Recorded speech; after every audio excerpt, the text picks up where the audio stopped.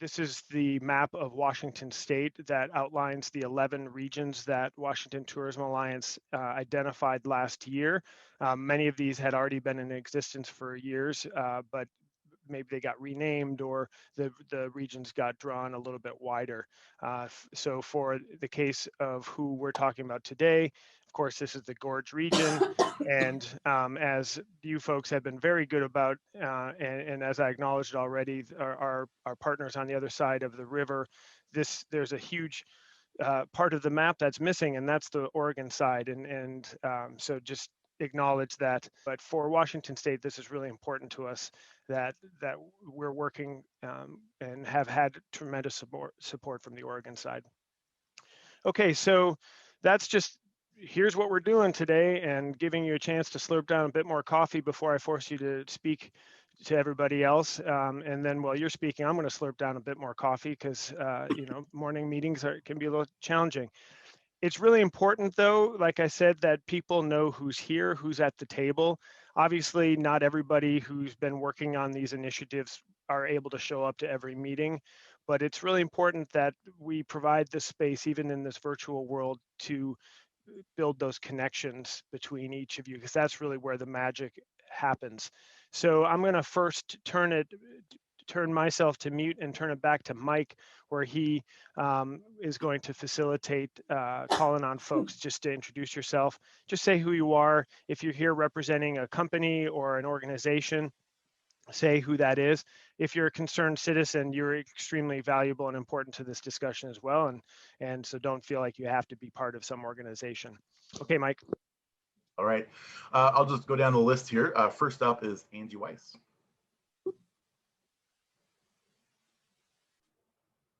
Oh, was I on mute the whole time and I was coughing like crazy? I'm sorry. I'm Angie Weiss. I'm the Executive Director of the Skamania County Chamber of Commerce. So I represent Skamania County. We are the DMO for our region, for our county. Dave Blanford.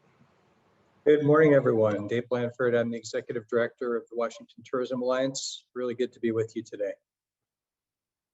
Carrie Schulstad. Good morning. Carrie Schulstad. I am the Executive Director of the Downtown Camas Association. We are the Main Street program in our beautiful historic downtown Camas. All right, thank you, Carrie. David W. Duncan. General Manager, Gray Line of Portland, and a participant with the Columbia Gorge Tourism Alliance. Thank you, David. Karen Bowerman. Good morning. Yes, I'm on off of mute. I am Karen Bowerman. I'm a New Clark County counselor, and Carrie, I live in that beautiful city of Camas. I am going to have to, I just wanted you to know, I'm going to have to check off in about an hour and a half for some other things that are going on this morning. I apologize for that, but I welcome anyone to contact me anytime with regard to activity in Clark County. Thank you so much for being with us, Karen. It's really important. We really appreciate it. Alexa Carey. Hey everybody, great to see you. Alexa Carey with Destination Development Department within Travel Oregon, and we're excited to show up here for the Washington side for all the Washington stakeholders that have been such an integral part of the Columbia Gorge Tourism Alliance. Great to see you all. Thank you so much, Alexa. Jen Tate. Hey guys, I'm Jen Tate. I'm a marketing consultant with Washington State Tourism, and I've been down to the Gorge a couple times now. Hi guys, good to see you, the ones of you that I've met before. And with some upcoming photo stuff that we're going to be doing, I wanted to participate here and get some more insight and details into what we can do to help. So, hey. Great. Cliff Myers. Good morning, everybody. My name is Cliff Myers. I'm with Visit Vancouver, USA. It's a great opportunity to be here together to gather and look at this from the big picture, that's for sure. And Karen, I'll make sure I get you up to speed on everything you might miss there at the end, okay? All right. Great to be here. All right. Diana Thibodeau. Hi, everyone. I'm Diana Thibodeau. I'm the Director of Operations for the WTA, and I'm also going to have to drop off here in a little bit, but just wanted to say how excited we are to be doing this and how glad we are that you're here. All right. Emily Reed. Hello, I am Emily Reed. I'm with the network director of the Columbia Gorge Tourism Alliance, and I too, we are all thrilled that you are here and so excited for this kickoff. Oh, thank you, Emily. Okay, I'm just going off of what I read here.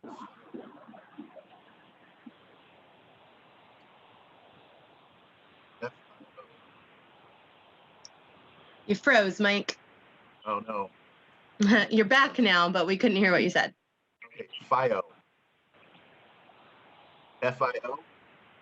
Hi there. Yep, my name is Fiorella, and I have a background in destination marketing in California. I'm new to Washington, but I've now had the privilege of working with Visit Vancouver USA, and I'm just a communications consultant. I'm excited to participate today. Awesome, thank you. Tara Fox LaRose. Hey there. I am the president and general manager of ALNA, which is a gaming, meeting, and entertainment destination, Southwest Washington, Ridgefield, here representing the Cowlitz tribe, and happy to meet you all. Thank you so much for being here, Tara. And Kelly from Stevenson. Morning, everyone. Kelly O'Malley McKee from the Stevenson Downtown Association. I'm the executive director there, and it's like Carrie, we're a Main Street organization here in Stevenson. Thank you for being with us, Kelly. Kieran. Yeah, hi there. I'm Kieran Widener. I'm a tour operator based here in Portland, Oregon. First Nature Tours. We're also a destination management company for the Pacific Northwest, so we package experiences together for other tour operators and direct-to-client bookings. Kimberly Johnson. Hi, everyone. I'm Kimberly. I am an owner-operator of Final Draft Tap House in Vancouver, Washington. I am a huge promoter of craft beer in this region, and I find myself getting involved in many things to promote our beautiful area around craft beer, but also around just all of the hiking and adventure. And so I'm happy to be here. Thank you, Kimberly. Michael Walker. Hi there. I'm the executive director of the Vancouver's Downtown Association, a Main Street organization with Kelly and Carrie. Partners there, so I'm happy to be here. Thank you for having me. Right. Michelle Thana. Hi everyone, I'm Michelle Thana. I'm with Visit Vancouver USA, and we are speaking to you today from the traditional lands of the Chinook and Cowlitz people, and we've been really working on extending some of those partnerships because both of those communities are still here today. So excited to be here and excited for the conversation. Thank you so much for that, Michelle. Mike DeFabio. Hello, this is Mike. I'm the owner of Fortside Brewing Company in Vancouver, Washington.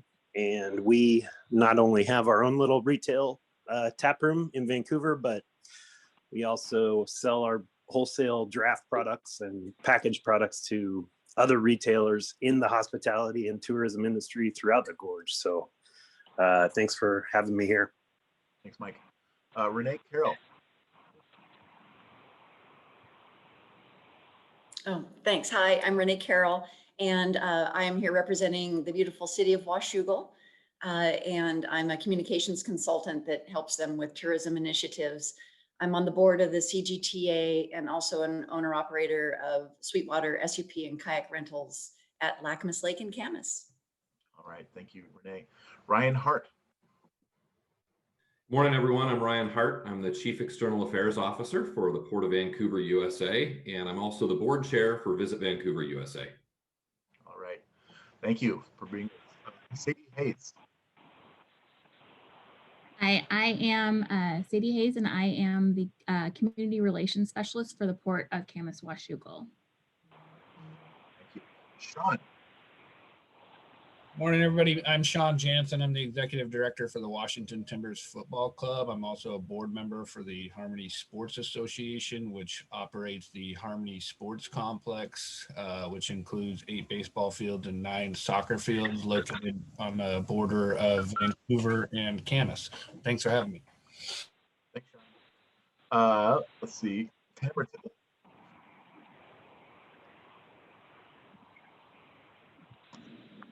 Hello, I'm Tamara Tapal. I'm director at the Mount Adams Chamber of Commerce and Visitor Center in the Clickitat County is basically what I'm representing and the communities therein. Thank you for being with us. Valerie Egan.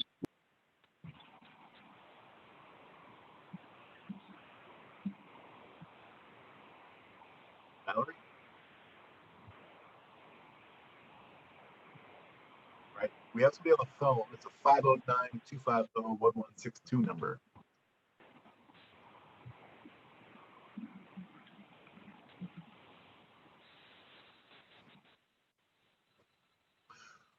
Okay, well, I think that I think if anybody else is here who I've missed, people are moving around a little bit on the list. So please go ahead and speak up now if I missed you.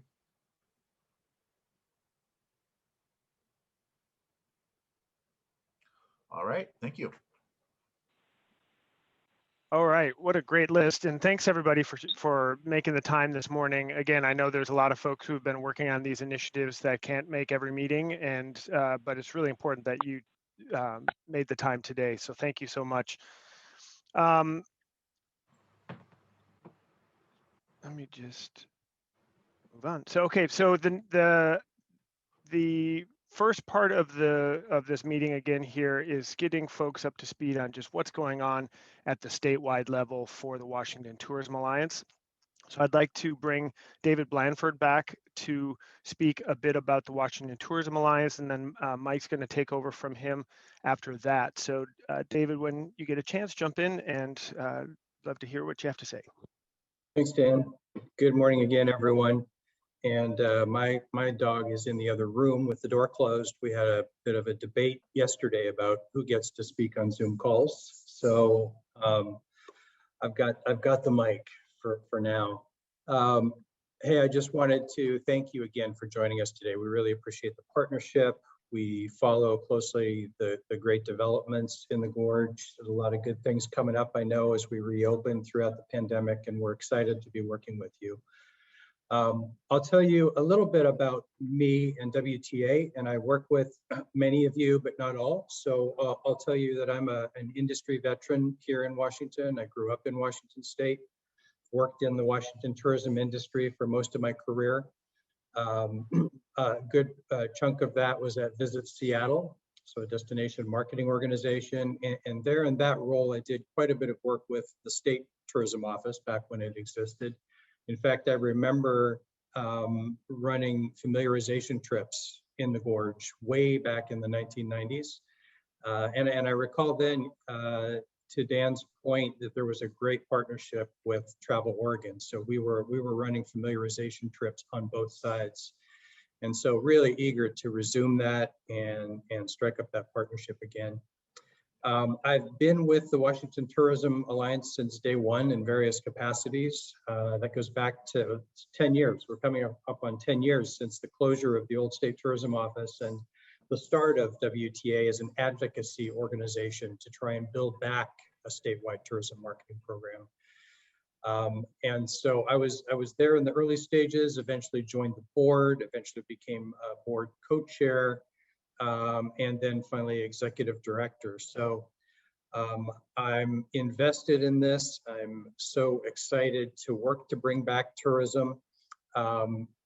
As you must know, we spent about 7 years in advocacy before we finally got some enabling legislation that would allow us to deploy a 2-for-1 matching program for funding. So some private funds, the 2, and then some public dollars, some state dollars, the 1, which was a great foot in the door, a great start back in late 2018. It allowed us to get off the ground and to really do more than just keep the lights on, but to really begin to build again.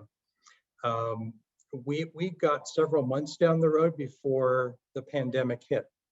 And that has been a challenge, and I know it has for all of you as well. When we look at the pandemic, we have to revisit, the impact. And I'll float some numbers that are very preliminary now. We're just getting preliminary numbers from 2020 from our research firm. Visitor volume in the state down 40%, expenditures down 47%. local and state taxes down 36%, and employment, as you well know, hovering around the 40% percentage decline levels. So really dramatic. In fact, the U.S. Travel Association has said that the impacts of the pandemic will be 9 times worse than the impacts of 9/11. And we know that 9/11 was very impactful and changed the industry for years thereafter, probably permanently.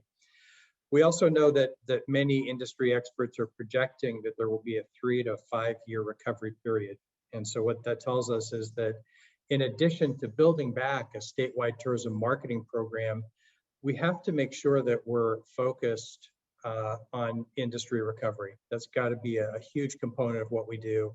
We sort of look at it as 50-50. We got to market, we've got to stimulate demand and bring travelers back. But at the same time, we really have to keep a laser eye on the industry, the various segments. 80% of the industry is really small business, so we have to be concerned there and a part of the mitigation efforts as well. So that's one focus now, in addition to just the rebuilding part of it. The other part would be funding for WTA. And as I mentioned, we got some enabling legislation. We brokered an opportunity to build a public-private start to reinvigorate. But we also were looking for other measures as well, because we know we really need some firepower here to restart the economy. So we're about to sign an agreement with the Port of Seattle on a recovery program for the coming year. We're looking at economic development agency competitive grants to help fund what we do, and a lot of that would go into our destination development program. And then we also have a request for a budget proviso in with the Washington State Legislature right now for $12 million, very specifically to drive recovery over the next 2 years. With that, as you can see, the picture I'm painting here is one of concurrent programs and triage and recovery all coming together at once. It simply has to be that way. We're sort of a startup amid a pandemic. We just have to address each of those situations. And so to paint a little picture here of some of the things we're building, we immediately in that brief year period from when we started in 18 till when the pandemic hit, hired an awesome marketing consultant, Jen Tate, who you've met already this morning, who's helped us do more than just consult. Her and her team actually get their hands dirty with so many different marketing projects and are helping launch back into the marketing space, especially on the consumer side. On the travel trade side, which I think is really key for any state, I know it is for Oregon, it will be for Washington State. We're already invested. In fact, just this past week, Mike Moe has been at a virtual travel trade show. And that will grow, I think, and become a much more robust program as the year goes on. We didn't inherit much, if anything, from the old State Tourism Office. And if we did, it's now a decade old. So that means that everything must be rebuilt. So we're in the starting phases of rebuilding our consumer website, a very big project. All of our photos and videos, I think Jen mentioned a little bit of that, had to be rebuilt, and we're a good measure down the road with that. We've rebuilt not only photos but videos as well. That'll be really key for our marketing efforts. And then it's been a decade since Washington had a fresh destination brand, and so we are about midway through a process to rebrand the state, to build a platform, I think, that we and you as the industry can use and share, that really reflects what we are now and competitively positions Washington with other states for our marketing efforts. So stay tuned on that later in the year. We'll be launching that. With that, I just wanted to paint a little picture of some of the things we're working on, and I'll let Mike talk about some of the rest of that. But just want to reiterate that it's really great to be with you here today. We see you as partners, and we're looking forward to working our way out of the pandemic and really forming a robust working relationship with you in 2021. Yeah, thank you, Dave. And just a little background on me before I jump into that. You know, I've also been working in the tourism industry for a long time. In fact, he mentioned 9/11. I was actually on the Columbia Queen when 9/11 hit, working on the boats went up and down the Columbia River. So I will say the Columbia River Gorge really has a special place in my heart from the time that I spent down there. As Dave mentioned, we are working on a state brand. I know many of you were part of that conversation. We engaged over 200 industry professionals from all over the state to talk about, get stakeholder input, and we're very excited about that new brand because really, it will apply to everything: our marketing, our travel trade, all our collateral, everything will have to do with that brand. And we really want to make sure it represents all of Washington. It really shows our authentic selves. So for those of you who are participating in that, we really appreciate it. We're also launching a new consumer website. I think Dave mentioned, while the experiencewa.com website was a workhorse for us, it is definitely time for something new. We will also have an industry side of that website. And so you'll have a place where you can go get research. You can go, find toolkits to work with our new brand.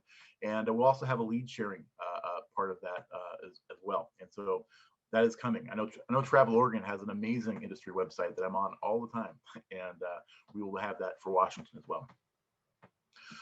As Dave mentioned, when the COVID crisis hit, we really had to focus on how to support our small businesses. Our main mission has always been to bring out-of-state visitors to Washington, but we had to kind of put that aside and think about how can we support the tourism industry and all the amazing small businesses we have. And so we came up with showwildlove.com, which we put together with Jen's team. And we invited over as many tourism businesses as we could find to put gift cards up on the website. And we actually had over 1,000 businesses participate. And we connected, Washington residents with their favorite local businesses, encouraging them to buy gift cards to help keep those businesses afloat. And then we promoted that campaign through social media, through website marketing, targeted website marketing. We had TV commercials over Christmas time, and then radio spots, and it was a really successful campaign. And we were happy to help out the industry the best that we could.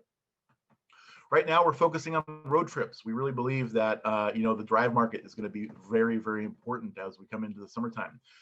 Things are starting to open up a little bit. People are getting their vaccinations, and they want to go somewhere. My mom got her shot, and she was on a flight in 2 days. But we think that most people are going to still want to take it easy and try to find those places that are nearby. And so we are working on this road trip website right now. We're working with local DMOs and local chambers and the scenic byways to put this together. So that way we will have something to point to inspire people to take those road trips. Hand in hand with that is Explore Washington's Backyard. It's an incentivized passport program on a platform called Bandwango. And it will encourage people to participate in safe outdoor activities throughout our state. Again, we worked with the local DMOs and chambers, and we have over 130 activities. And these aren't all necessarily the most popular place. This is also an instrument to try to disperse people. People have a tendency to go to those super popular places, and we want to make sure that we're getting people to stay safe and stay away from each other. And so the way it works is when you register for an account, every time you participate in one of these activities, you get a notification. And then if you get enough notifications, you'll be entered into a prize for a getaway somewhere around the state. And so that will be going hand in hand with our road trip website. Like Dave said, we're filling up our digital asset library.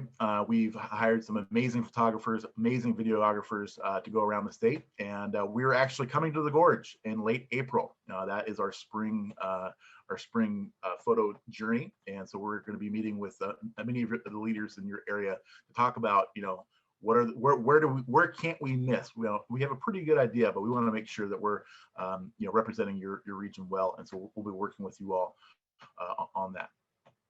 One other opportunity that's coming is we have a co-op research program with a company called C-Source, and they have an amazing research program where they can find out exactly where your tourists are coming from, down to the zip code, and then what their interests are.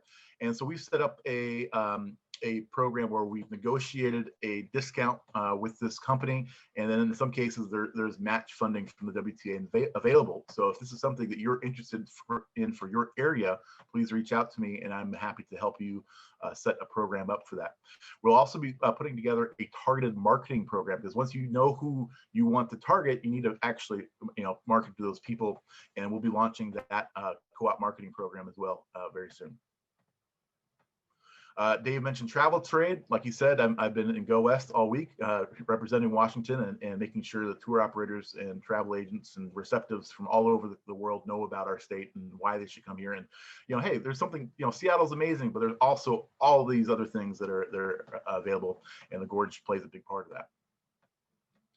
And that brings us to destination development, which is why we're here today. One thing you should know, after these preliminary meetings, what we will be setting up a similar program to the Rural Tourism Studio in Travel, Oregon, and helping regions from around the state to develop that tourism product. And we're very excited to kick that off. It'll probably be kicking off in September.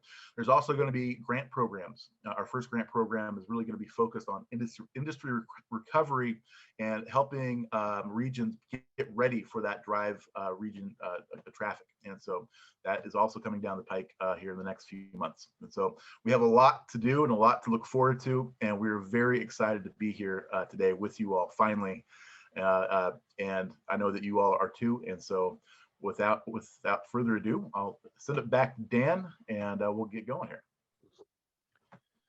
Okay, thanks, Mike, and thanks, David, for that update. Again, for some of you who've been engaged with this from day one at WTA, that may not be new to you, but I think what we're discovering is that there's a lot going on behind the scenes that it's really important for people to be up to speed on. One thing, we do want to acknowledge that partner with this initial rollout has been the Department of Commerce, and specifically Lynn Longan, who's the Rural Strategies Manager. She's not in this meeting today, but just want you to be aware that there is work being done at the state level to support small businesses, and her organization or her section at the Department of Commerce provides tremendous resources. Mike, maybe you can put in the chat the website that she's been pitching to us, but again, lots of resources for small businesses in Washington State for especially help with recovering from the pandemic. So I'd like to now continue with the updates and continue with people being aware of what is going on in the entire region. I'd like to first turn it over to Emily Reed, who is the Network Director for the Columbia Gorge Tourism Alliance, to give you all an update on what's going on with this incredible organization, which, if I understand the history correctly, came out of the tourism studio that was hosted by Travel Oregon in 2016. So Emily, go ahead. Thank you, Dan. Yeah, and actually Dan was a part of that tourism studio and helped develop that 15-year vision that was created at the time. And I just wanted to say, Dan, thank you for acknowledging the native lands. I'm not as comfortable with it as I would like to be, but I do want to say I have this great native land app. And so I'm just going to be awkward about it and say, yeah, I want to recognize in my place where I'm sitting in the Hood River, the Yakima, the Confederate tribes of Warm Springs, and the Wasco and Wishram tribes. So thank you for doing that. And we're trying to add that into our meetings as well. So I do have a slideshow that I wanted to share. I thought it would be easier. I wanted to do kind of a very top line update of what we've been doing. I don't want to bore you all, but I did want to try to hit all the hot spots and hopefully do due diligence. I know there are a lot of folks on this call who have deep relationships with many of these projects. So this is just a taster, but I did want to share my screen and kind of walk you through some photos because that's nicer to look at as well. So let me just slideshow. Okay, so I just wanted to start out with thanking you all for all of the work that you've done. I'm personally super impressed with the Washington Tourism Alliance and really, really excited that we're getting to work together more with destination development. I wanted to recap with some of the issues that we have in the Gorge, just to start off with what we're kind of working with here and why the CGTA was developed. So we get 2 million visitors per year. 80% of them go to 20% of the spots. The Multnomah Falls is the big one. And many of them are also brand new to the outdoors, which brings issues of safety, as you referenced with your programs. And as we know with the Eagle Creek fire, there's a need to educate folks on how to be in the woods. And then also, because many of our visitors are coming from metro areas, we and the Gorge have the impact of that visitation without necessarily the monetary support. So there's a lot of issues around just resources being tapped and not necessarily having the financial benefits. These are small counties that are having to do rescues and have infrastructure without necessarily having that, coming from small budgets. So that's been a big issue as well. And also in terms of working together, we have 2 states, 6 counties, and that's an issue, or not an issue, it's an opportunity in and of itself, but it is a factor as we're developing solutions to these. So these are kind of the background. I would say that too, this is a very unique, I think there is, like Mike, I think in Tahoe, or was it Dan that mentioned Tahoe might be one of the few places that have these 2 states sharing a similar region. But one of the things that we have here that's super unique is the Columbia Gorge Scenic area. And this is, I think the best description I've heard of this is that it's a grand experiment. And it's really trying to balance protection of the land with protection of the economies of the towns. And as we all know, this is an interesting experiment at times, and it definitely plays into what we're trying to do in terms of tourism. So right off the bat, I wanted to talk with kind of 3 areas really quick. So safety and trail support, and then spreading the love, and then that collaboration. So with this safety and trail support, Ready, Set, Gorge was developed about 5 years ago. This is a project that we have that has land status updates that we work with all of the land agencies to maintain a map that is absolutely accurate. So that's kind of new this year in terms of making sure that we're hoping that this is the one place that folks go so that they know what's open and what's closed, especially in the pandemic and with fires. This is also the landing page for, this was developed to educate folks to how to be out in the woods, maybe not in flip-flops, maybe not with fireworks, that kind of thing, and to be prepared as they go out. So this is a big project that has been developed.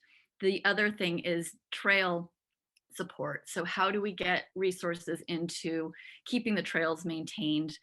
There is actually an entire another network who's forming around this idea. So hopefully we'll hear more about that soon as they develop more of their the way that they're going to tackle it. But this is another project that we're just starting, which is you're able to text a number to add a few dollars, and we're hoping to get this information on the trailheads and out there so that folks can send a few dollars as they visit our area. That money actually goes to a bi-state organization that puts the money into the trails on both sides.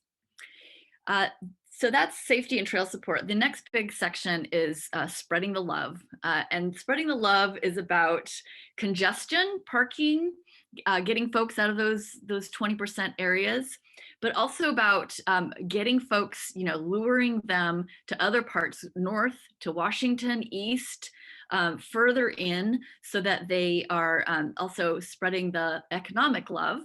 And also, like, we joke about luring them so far away that they have to stay the night. That's one of our jokes there. But and then also not only in terms of how far they go, but also in seasonality, trying to lure them to this area with attractions that get them out of the summer or into the spring and fall. And so there's really 4 kind of areas here for Spread the Love. The first is the chambers coming together to create products that are able to kind of send folks to each other and know the full region, what's available. And so this was something that we started last fall, not spring. it feels like 10 years this last year. So this was the start of really working together as a whole with all of the chambers. And there's a number of different ideas for this that have come out. One of the first ones was a winter guide for getting folks, local folks, to experience other parts of the gorge than what they are used to. And this is kind of an evolved strategy from an original thought of getting the frontline staff up to speed so that when visitors meet with servers or anyone that they are in touch with, that those servers would be up to speed on all of the things in the gorge that they could do other than Multnomah Falls. And but this is kind of an evolution of that, in that, hey, what if sometimes those servers move on, and so you do a lot of education and then for naught. But what if we were to raise the understanding with locals overall and get them up to speed, so when they have visitors that come into town, they have other things to point them to other than their own town, other than Multnomah Falls. And so this is just the start of that effort. And this also was helping businesses during the pandemic. So just kind of, hey, get some takeaway and go to these hikes, that kind of thing. But there are a number of other ideas that were raised and we're excited to tackle. Just ideas like having sister cities. So having one town try to visit another and kind of explore that in smaller doses. So that is an exciting group that have a lot of ideas for spreading the love. Another key factor for spreading the love is the agritourism. The East Gorge Food Trail was developed about 3 years ago. And this is about, again, hey, there's more to the gorge, and we're super excited about developing this year. We're right in the middle of developing a West Gorge Food Trail. And that is actually we're tapping into the national exposure with Top Chef, which is coming in April. So we're getting that up to speed so that we have a landing page for for all of the gorge for that attention, which is exciting. The other piece is, so chambers, food trails, transit is the next big piece that's an important factor for spreading the love. Transit is a huge endeavor, and we started out with this Columbia Gorge Car Free website, and we are now we're in the middle of expanding this into really creating robust. I think it was originally an Oregon product where we've taken it on and moved it over to Washington. So we're filling that information out. And this is just about getting people out of their cars and encouraging folks to look around and see how you can travel. Columbia Gorge Express was one of the original products that helped with this. This is on the Oregon side, but again, it gets folks into the gorge looking at things without their cars, helping with that congestion. But what's super exciting is that we're on the precipice of having a coordinated transit system with all of the services in the gorge working together. Very exciting with the links being added. That's looking to be launched in July with a big splash in fall. To kind of sell tickets. They're working together to have one pass.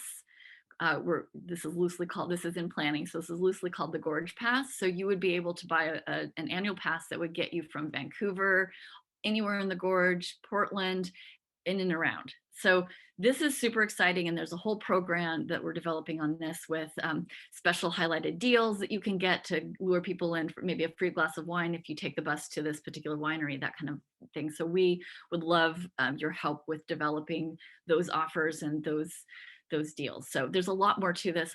There's a lot in this, but it's exciting that it's happening. The other thing that's happening with transit is some big projects that are in development. Towns to Trails is an idea of having, and I'm sure many of you know about this, where you're able to have one trail where you can hike and go drop into town, spend the night, and hike between the towns, and have one big arrive and do this amazing hike all the way through as a loop through the gorge.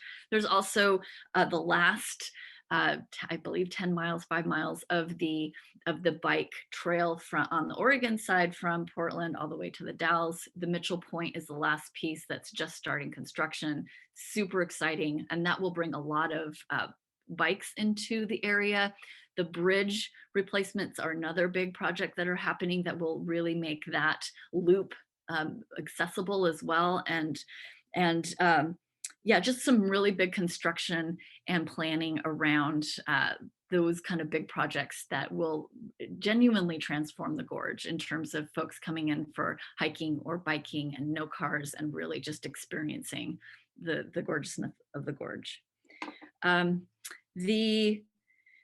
Yeah, so those are some of the big projects. Oh, I do want to say too, like with the transit, there's 3 different major strategy planning sessions that are happening in the gorge. So there's a vision around the mountain, which connects from Hood River, Mount Hood down to the gorge. There's gorge strategy session taking place, and then one for SR 14.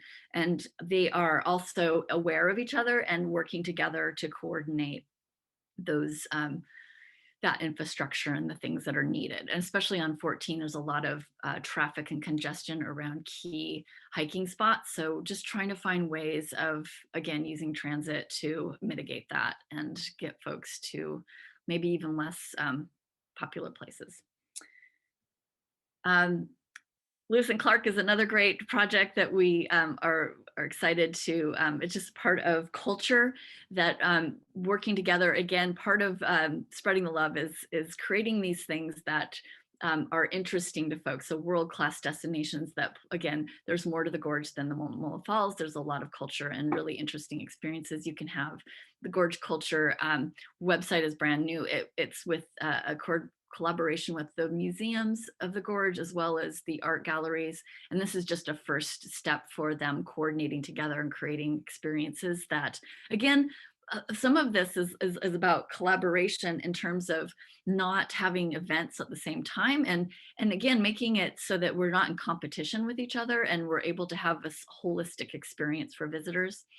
They've also developed a museum pass with 9 of the museums on both sides. So again, like helping to support them and pulling people to different places that they may not have been aware of. Collaboration is my final point. This has been really important to work as a whole region in order to help with these strategies and communication and not competing and not replicating, not having 2 different exact same products. And that's a real job that we've been doing as a region in many different ways. This particular slide is from the Bi-State Rec group who have been meeting through the pandemic in order to coordinate messaging that is unique to the gorge in terms of what the counties and land agencies and cities and towns and ports, what they want to see for the gorge was different in many parts from even either state, what their messaging was and what they were comfortable opening. So this group recognized the gorge is different. We have sensitivities and different needs. And so this group got together to create a messaging system that we all agreed that which phase we were in, and we had tiles that we would share out to social media, and we would just agree so that one town isn't saying, come on out, and the other one is saying, no, stay away. So that collaboration is important. They were also all seeing trash issues at the same time and some of the issues. So we were able to pull together some quick and dirty social media messaging to address that, little videos that we worked together to pull together to address that right when it was needed.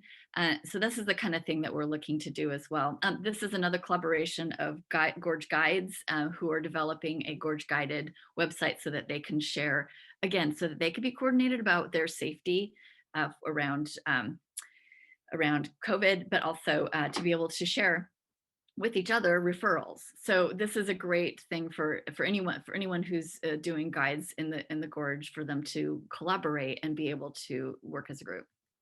As the CGTA, we have a summit every year. Well, not every year, we didn't have it this year, but we often bring folks together. As you can see, this is in person. Oh my gosh, that was like wonderful, so that we're able to share what's happening. And one of the things that we had at that last one was a welcomeability panel that I'll touch on in a second, but just to be able to share what the issues are, what people are wanting to do and how to work together. Every November we have a planning meeting, and we coordinate the top projects that we want to tackle, not the big ones, but some of the smaller ones that we can do that have been highlighted here. So the only last thing I wanted to say was that welcomeability. Well, the tribes and focusing on tribes was a real, definitely something that folks wanted to do. And we're working with the tribes and going at their pace. That's not something that we can make happen without their coordination. And we're, working with them to just do what they would like to do. And then welcomeability is the last exciting project that we're doing that kind of underpins all of this, which is really just looking at how do we make people feel welcome in the area, whether it be viability or DEI or just any of the little things that we can do to make people feel like they are welcome here. And that's an exciting new thing that we're starting. So I'm sure there's more, but I don't want to go on and on with detail, but I hope that is helpful as an overview. And again, we're super excited to work with you guys and take it to the next level. There is a lot more I know, but Emily, that was a really good overview and update. And as we mentioned at the very beginning of this meeting, that this region is unique in many ways, but one in terms of the Washington aspect of it is that you're years ahead of many of the regions in Washington state. And so that's why this meeting is a little bit different in terms of what needs to be built, what is still left to be done. So thank you, Emily, for sharing that and getting us up to speed and just demonstrating what having a group of people working together across a region can accomplish in honestly not very much time. And so that's very impressive to see all that. There are lots of other folks working in tourism in this region, and I'd love to open up the floor to them to jump in, especially probably folks from Vancouver, USA, and the other DMOs along in this region. So please feel free to jump in and give a brief update. I'm putting you on the spot. I wasn't expecting you to have a slideshow, so don't worry about that. I'll jump in if that's all right. Again, it's Cliff Myers from Visit Vancouver, USA, and this is a really exciting conversation for us for sure. We're really highly engaged in some of the stuff that David mentioned at the top. We're really engaged right now in advocacy efforts to try and let people know our story and things like that. So the timing for us to try and merge together here is really ideal. I do think that we also are in the middle of positioning ourselves, for the future too. And so this conversation allows us to try and talk towards alignment with all this without doing it on our own, which makes sense too, right? So, with that, Vancouver is really positioned to, first of all, we're the largest city on the Columbia River, and the growth here is tremendous, especially in the hotel segment and things like that. I really think that one of the opportunities we have there is to try and connect all that together now that we are part of the Gorge in terms of the state. And so looking forward to seeing how we can do that. It may be one of the gaps that we identified later today, Dan, and work on together, but it's one of those things that I think it's an exciting time to be together trying to piece this together. Thanks, Cliff. Thanks for being here.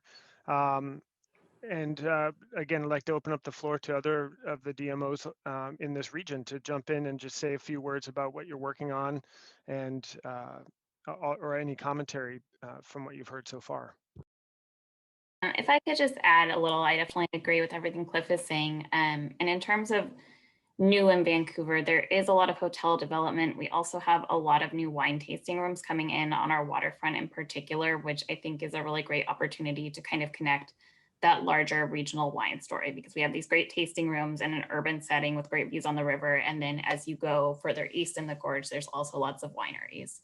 And on that same note, I know Kimberly's on the call. She just worked with Michael with Zeppelin Media on this great Beyond the Darkness beer event, kind of a non-traditional winter beer festival in the face of everything with COVID.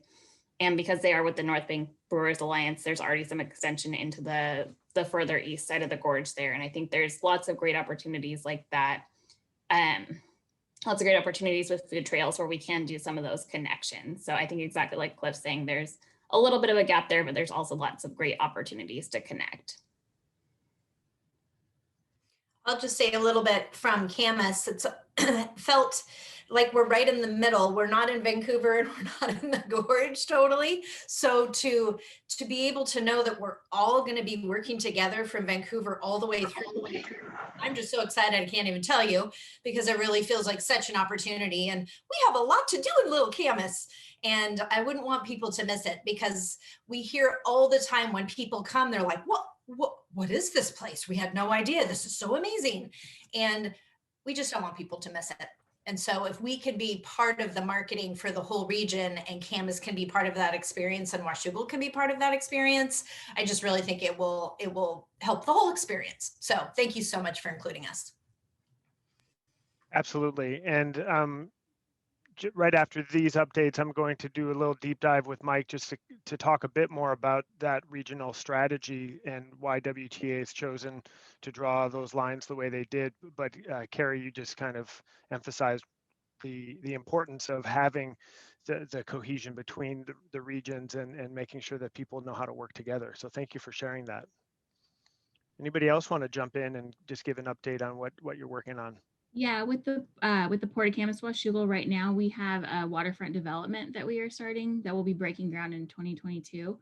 And so that will be, mixed use stuff right on the river. And we also have our trail systems that run from the historical park that's to the west of our marina. And they're finishing the connector trail, which will run out through the refuge, through Steigerwald Refuge. So it's a lot of opportunity for people to get out in nature. And then also once that development is in, there will be places for people to eat, to shop, to stay the night, all that kind of stuff out in Washougal.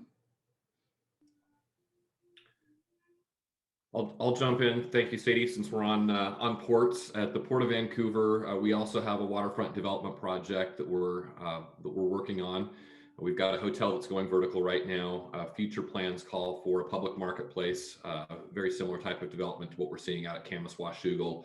We're also the home port to the American Empress River Cruise, and the river cruise industry has really taken off on the Columbia River. We're hoping to attract more of those businesses. But with their excursions, it's such a great opportunity to really showcase the communities like Camas Washougal, Mount St. Helens, Fort Vancouver, and then up the gorge as those river cruises go east. So again, that industry was pretty much completely shut down as a result of the COVID-19 pandemic, but we're looking forward to seeing the return of the river cruise business very soon to the Columbia River. Thanks for sharing that, Ryan and Sadie. Mike, you're gonna, when the river cruise starts up again, you're gonna jump on board and just for old time's sake? Sure. Okay, anyone else want to jump in or ready to move on? Awesome. Okay, I'll just share screen again here, just to bring the map back in.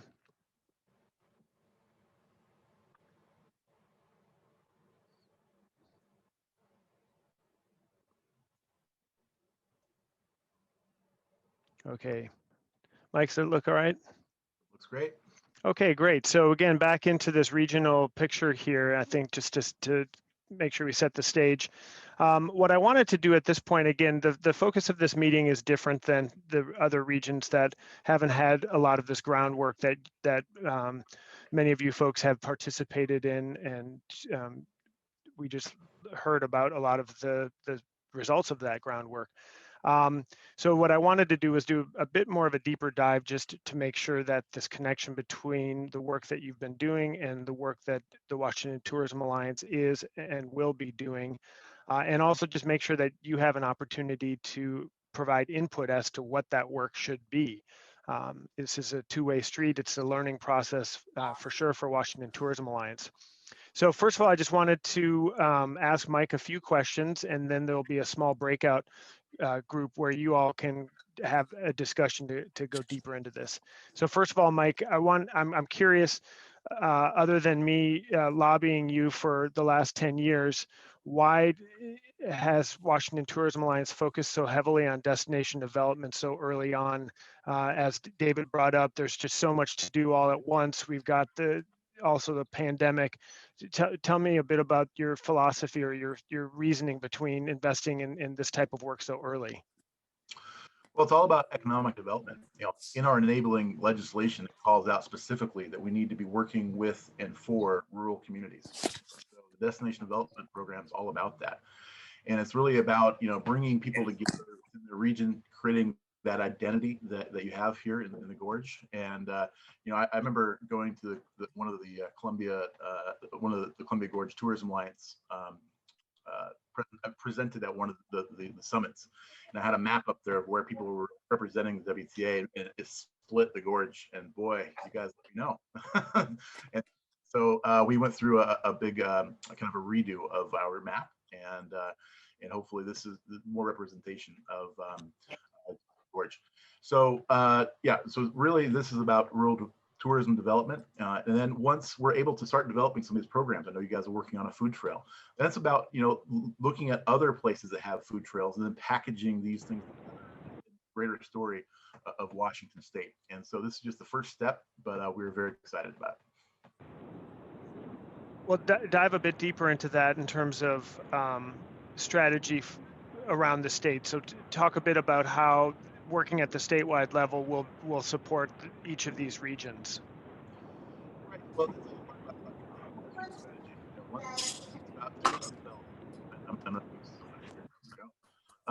it's all about, again, developing that product and then showcasing that product as a state to other folks to encourage them to come here. So many times I get into the meetings and people have been to Washington, but they've only been to Seattle. And so it's really about drawing them outside of Seattle. Like, don't just jump on a cruise ship and go to Alaska. We want to make sure that you know what we have to offer as a state. I mean, no other state has the diverse offering that we have. And so it's really about, building that product and then showcasing that to the world in a responsible way. Everything that we're doing when it comes to branding, when it comes to marketing, when it comes to travel trade or destination development, it's all about, building something sustainable and responsible.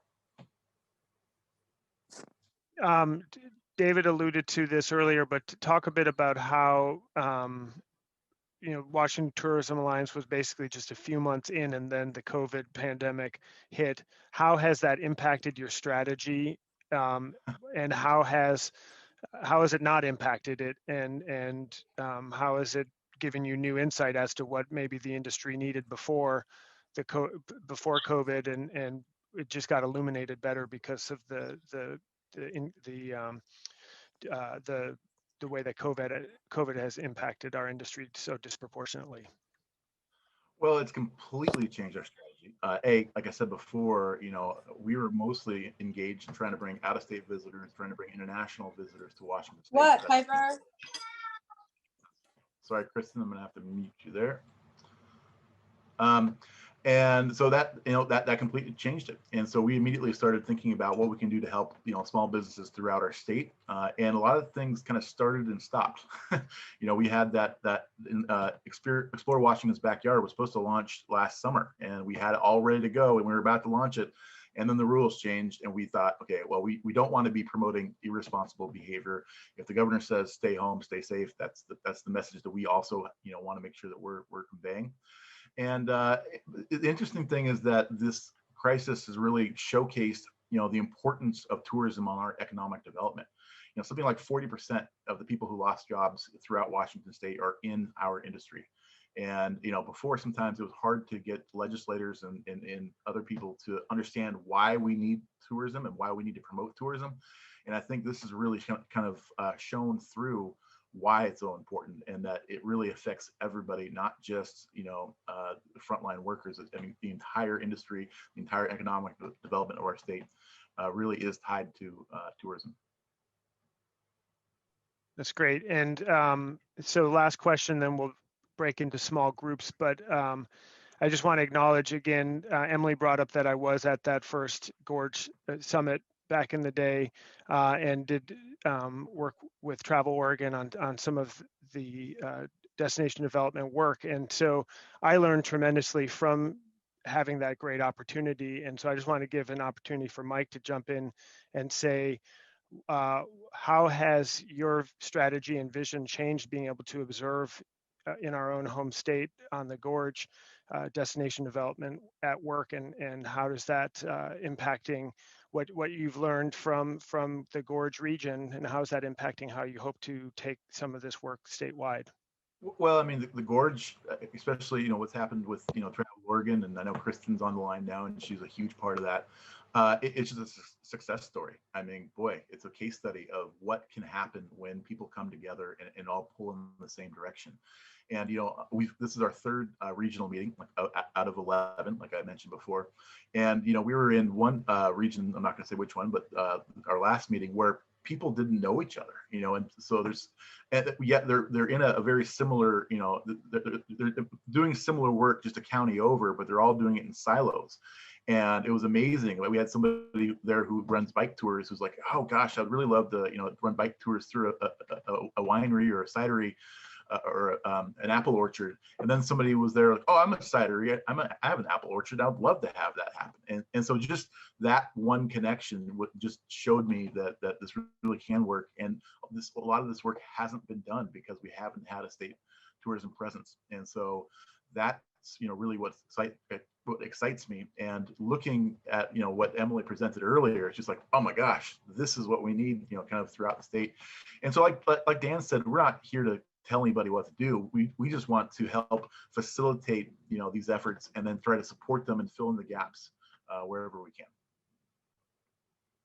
That's great. Thanks, Mike. And I say this a lot. This is what I love about the travel industry, is that for it to be successful, it forces people to work together and forces them to get along and recognize each other's strengths. And again, Washington Tourism Alliance wouldn't be where it is if we didn't have the advocacy work from all of the people like you on this call, but also from Travel Oregon showing up at our summits every year saying, look, these are all the things you could be doing if you could just get this thing passed. And why are we here to tell you that? Because we also will benefit it with a vibrant tourism DMO for the state of Washington. I just really appreciate that support and that vision for working across boundaries, because travelers don't often see those boundaries. Okay, so an activity before we finish up this first session, and that's basically, again, to give you an opportunity to dwell upon your experiences and your expertise, as well as what you know best, which is your backyard, and how WTA can support you going forward. So we're going to break up into smaller groups. Mike's going to do the magic button where it randomly puts you into a breakout room. We'll have probably about maybe 25 minutes. Mike, do you think that that's a good amount of time? The last two meetings, everyone yelled at me because it wasn't enough time, but I want to make sure that we actually have enough time. And discuss some of this regional strategy that Mike and David have presented today, and just what you already know about the efforts at the Washington state level, as well as what you've learned from your partnership with Travel Oregon over the years. And then come up with some ideas of ways that you would like to see Washington Tourism Alliance support your efforts going forward within that bigger context. You'll choose, and this is a brainstorm, so throw all ideas out there, but then come back to the ideas and choose if, 1, 2, 3 that you want to share with the larger group. Any questions about that activity, or Mike, any clarification you think we need before going forward? Nope. Okay, so again, about 25 minutes, we'll come back, do a quick little debrief, and take a break before those who want to regroup for the second half of this meeting. Okay, we'll see you in a little bit. Welcome back. I think we got everybody who's, well, looks like every group's back now. All right, so again, just to recap what you were supposed to do, that's the challenge with these breakout sessions, is that you don't see the slide that tells you what to do. So I think it's not too uncommon that people get into those rooms and say, what the heck were we supposed to do? But the main objective of this gathering is just that you got to be in a breakout room with other people and got to talk with them. So if that's all you did, you still won. But I'd like to open it up now to each of the groups to speak up and say what some of those things you discussed were, and specifically ways that you think the Washington Tourism Alliance can help advance the work that you've already been doing in this region. I can Renee, start if please. you'd like me to. Okay, Absolutely. cool. And I was with Carrie from Downtown Campus Association, Kelly from Stevenson Downtown Association. Somebody on the phone who we tried to reach out, but they never did communicate. And then Karen from Clark County. Let's see. Basically, the way WTA could help out is actually just boost content from our area. Carrie pointed out that we're so untapped, that everybody knows about Pike Street, everybody knows about Space Needle. For them to talk about us is maybe a better bang for the buck, because it will turn more light bulbs on, like, oh wow, we didn't even know about that. So a good place to invest dollars is in our area. Also, one of the points made was in WTA's speak, to try and be a little bit more inclusive. There was a lot of you guys and over there and out there, and we are one state, and it's small, but for those of us who are down here on the southern edge, it does mean a lot. And even those little nomenclatures, little pieces do help in conveying an entire state. Also, work with us on putting more of our content on your website, in any magazines. We'd love to, the idea of tours down here, and we'd like to participate in creating those tours and setting the tours up. Also, we'd love you to continue to learn from Travel Oregon's best practices. They are amazing. I've sat at the table with them now for 5 years, and they blow my mind. They're amazing. And in that, they have supported CGTA. They helped us get wonderful Emily. And I think that WTA supporting CGTA and Emily's role with us would be a giant, giant help in keeping the Gorge going the direction that it is, and even beyond. My teammates, was there something else that I missed?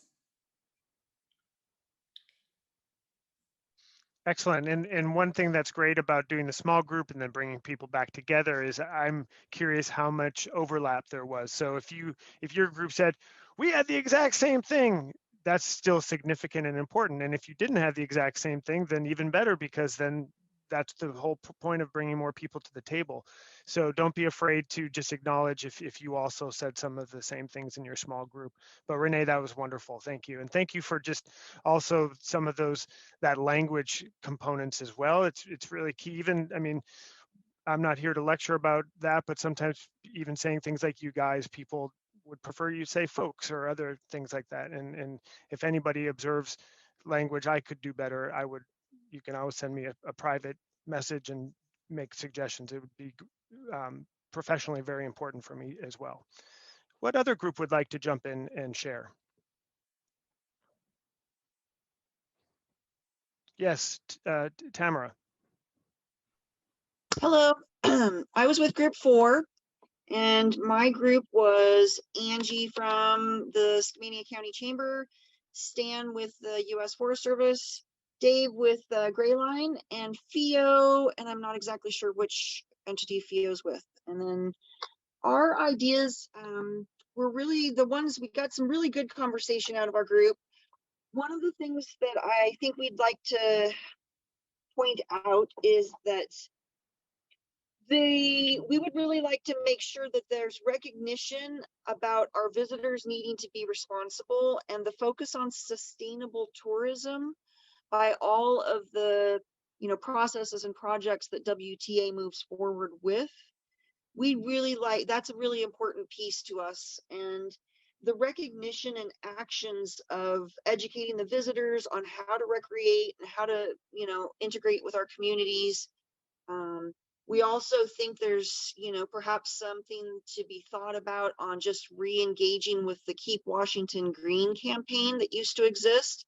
And somehow that, and some of the icons of that could potentially be revisited as new imagery in a way, kind of like how Travel Oregon used those imaginary creatures with real settings, and they've now become like murals in the dowels on sides of buildings, and it becomes a whole nother aspect of marketing and messaging.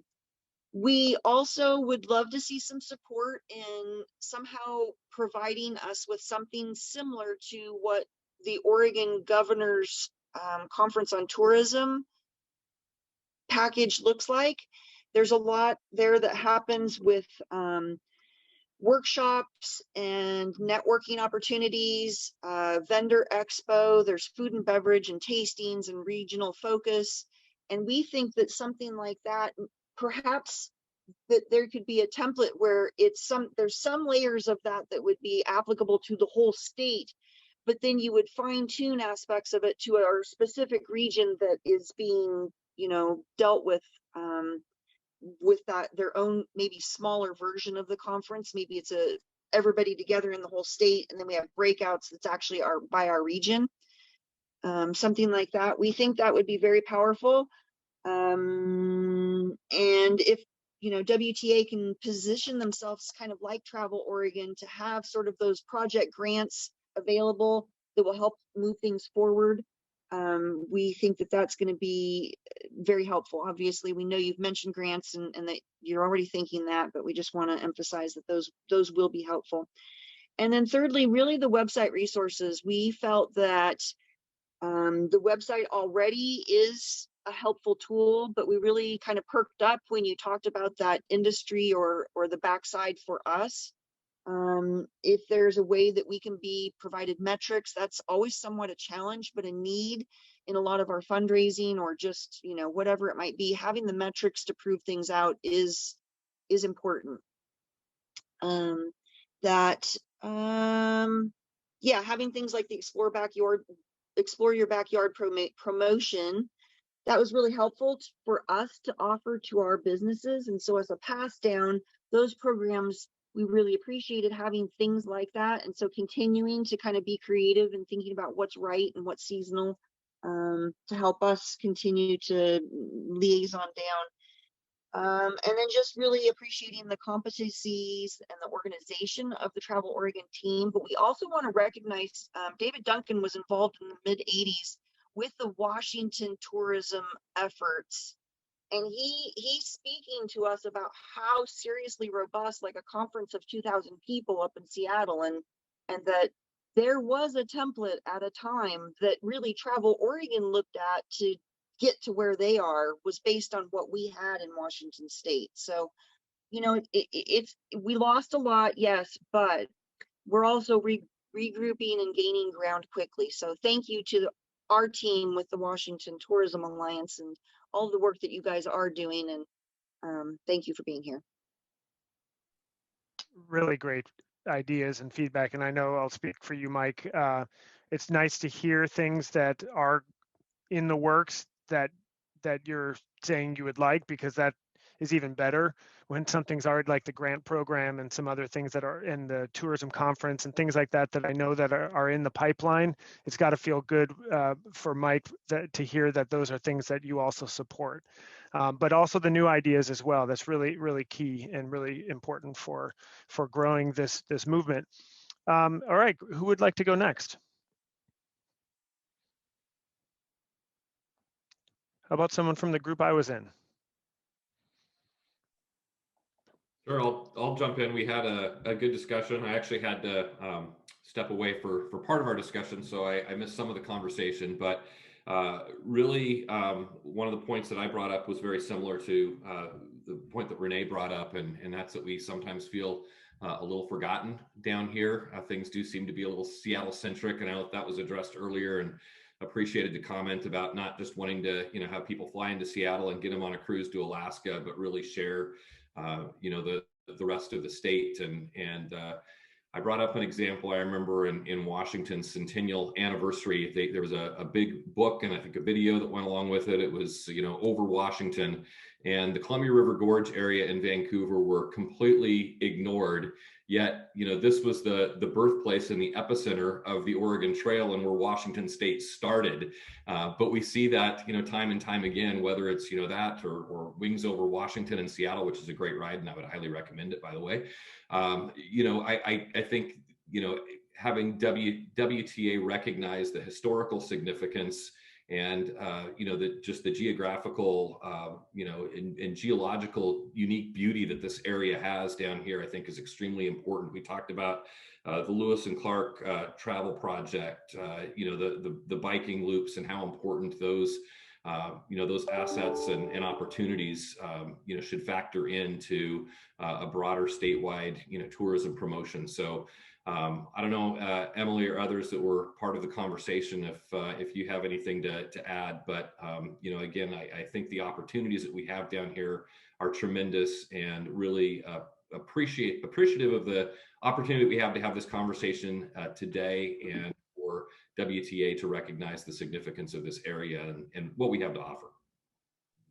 Yeah, that was great. I would just add that the excitement of having Vancouver pulled into the conversations, we're really excited about that. And then also we talked about how to support the towns with the use of recreation and how that economy can be boosted. And Jen had a great idea about where to go with that messaging. I don't know if you want to give it away or not, Jen, but. Okay, so I was thinking as we were talking about the impact of having a lot of people come in their cars, stay in their cars at a campground, not eat out, not even eat takeout, and not even shop in the stores, and how that, even if they were recreating responsibly and they were following the hashtags from the coalition, that was actually not doing anything to financially support the communities that they were impacting with the services needed, search and rescue needed, all the different things. And so I thought at a state level, we could talk to the Recreate Responsibly campaign about incorporating a buy local when you visit the community messaging into the Recreate Responsibly message, which, has got a lot of traction and I think would be incredibly appreciated by all of our communities who've been impacted by the COVID traveler. So.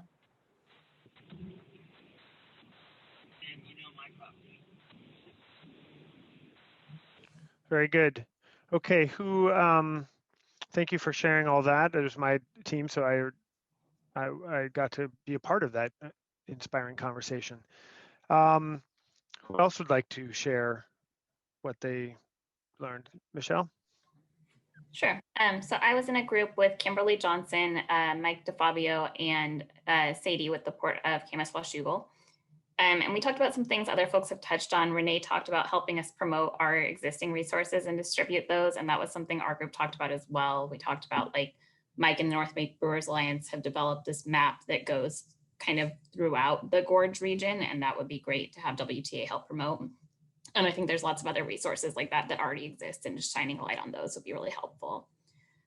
Also kind of similar to what Jen was saying, we talked about how you can incentivize small business visits in alignment with visiting the outdoor recreation opportunities that are so prominent in our region. So if folks are going to Beacon Rock, for example, how do we connect them to businesses in those towns in the Gorge and also connect them to some Clark County businesses so that throughout the region, everyone is seeing that economic benefit.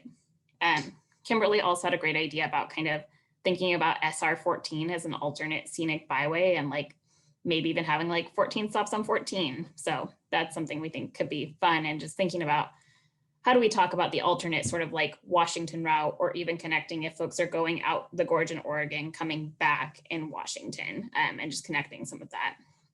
And on that same note, I will say the final thing we kind of talked about is considering alternate gateways to the state.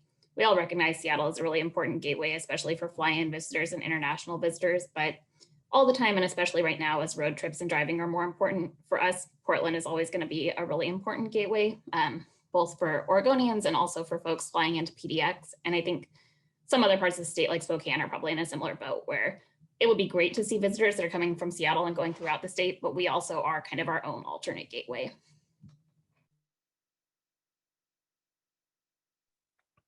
Great observations. Okay, anybody, are we missing? There's got to be at least one more group out there that I may not be seeing you raise your hand, so jump in if. Mike, were you going to say something? I was going to say Cliff or Kieran, do you want to jump in from our group? Sure, I'll try and give it a shot for sure. I was in a group with Kieran, who runs a DMC over in the Oregon side of things, Alexa from Travel Oregon, Mike from Fort Side, Kristen from Concurrent, Mike was in there as well. We had a really, really good conversation. Some of the things that we identified, one would be like low-hanging fruit. There seems to be all kinds of collaborative partnership ideas on both sides of the river and so forth. If we can find and agree upon one or two of those that are really, really ripe and ready for us to do, you guys will get some wins. And I think that's really important for us to be able to kind of start off in that same type of sense. Kind of to tie together with some of the things that other people have been talking about, stewardship and conservation of the lands and things like that. We really like the idea of the acknowledgement and the alignment with our indigenous people throughout the region. I think there's a good way for us to kind of sew all that together for sure. As the newest folks in the region, we think it's important to make sure that we help our stakeholders in Vancouver and Clark County understand how we are now part of a larger region. And like I said earlier, there's opportunities for us to really kind of evolve as an emerging tourism destination, kind of turn and face the idea that we're part of this Gorge region for sure. And then also, I think it's important to make sure that we leverage maybe the Columbia River Tourism Alliance as a vehicle that'll get us across those state lines and across those inequities that we have in terms of funding and things like that, where we can find ways where it will work. And I think that might be our vehicle.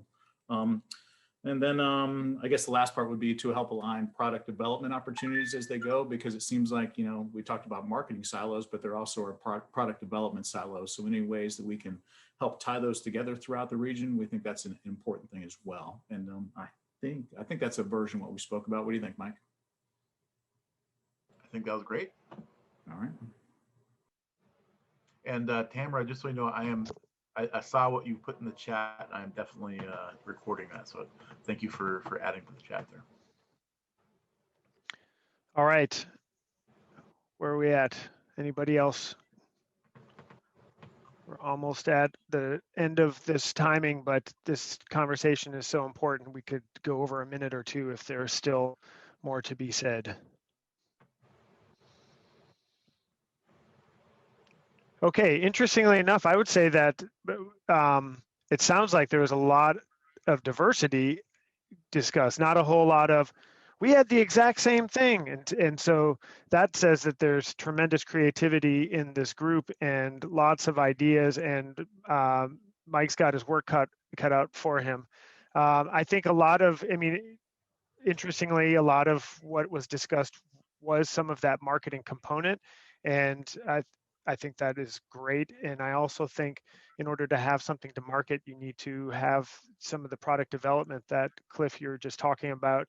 And I think that will be key for, especially as you said, Cliff, you're embracing this idea of being part of this larger region now, which I think addresses some of what Ryan said earlier about, and other folks had said earlier about kind of being forgotten from the Washington statewide level. And I think actually, having some degree of size and storytelling that connects the whole gateway now is really valuable towards that ability to stand out. So all of those comments to me just resonate that this was a good idea to bring folks together. And I think the next step is really determining how to embrace that relationship, how to maximize it, how to not rewrite the wheel that's already been done, but at the same time keep everybody moving in this effort that has been taken on, that Emily and folks on the Oregon side have been investing in quite a bit. So that wraps up the first half of this session. And I know that it's a long morning to expect everyone to be here for 4 hours, but if you have the time, I'd love to have you take a 15-minute break and come back here at 10:15 where we can dive a bit deeper into what it could take to do exactly what I was just saying in terms of working across the wider region and harnessing WTA and Columbia Gorge Tourism Alliance and other entities to be able to take this to the next level. And what does the next level even look like? So 15-minute break to do all the things that you need to do on 15-minute breaks. Come back here and we'll go for about another hour or so after that and having that discussion. Thanks, everybody. We'll see you in a little bit.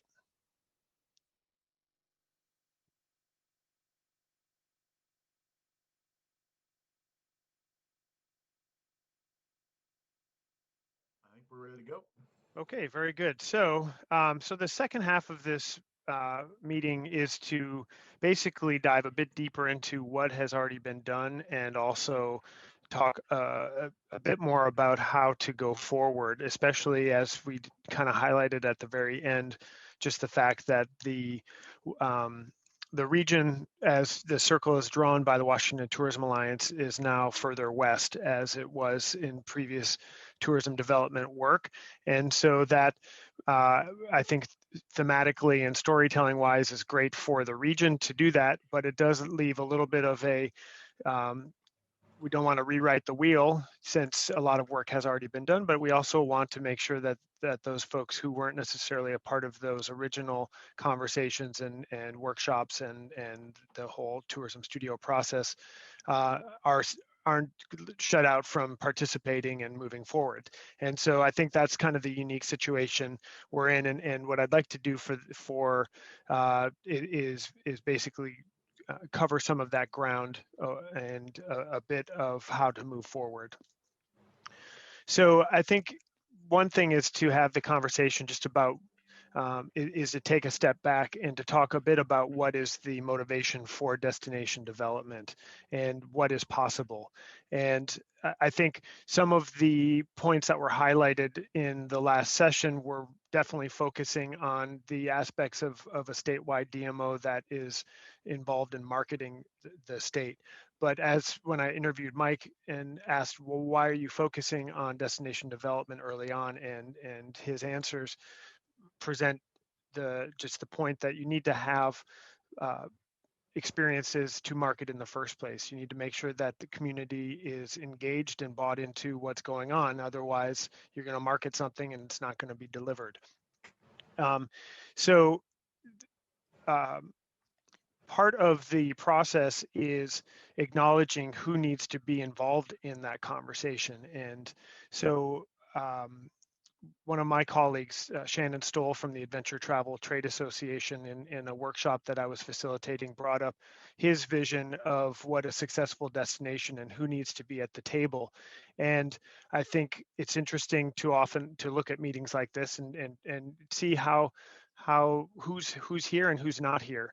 And so from his experience, he acknowledges that you need to have equal proportions of these three components in the work that you're doing. So you need to have the business community there, the tour companies, in the case of tourism, the tour companies, the hotels, the restaurants, and so on, because those are the people that are on the front lines that are providing the visitor experiences.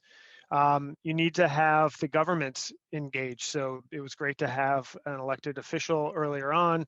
In future meetings, it might be great to have some staff from some of the U.S. representatives, for example, maybe even the senators in our state, showing up to just better understand what the needs of your region are, but also I see that Forest Service is at this meeting, so that's a government entity. Tribal governments would be great to be at our meetings, and so a big part of that is that some of the things that we want to do in tourism is regulated, and also there's funding that comes from government. So it's important, it's in our interest to educate and communicate with those government entities.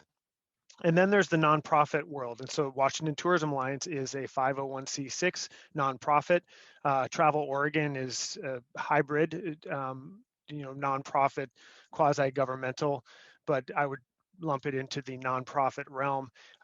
Columbia Gorge Tourism Alliance, even the chambers and other aspects are nonprofits. And so what's the benefit there? Nonprofits are advocacy organizations at times. Nonprofits are educating organizations, clearly marketing. And so having that equal percentage at the table, if you only had the government, you're not going to hear the full picture from the business. You're not going to get the people on the ground who are doing the work in the nonprofits. If you only had the nonprofits there, you get the picture.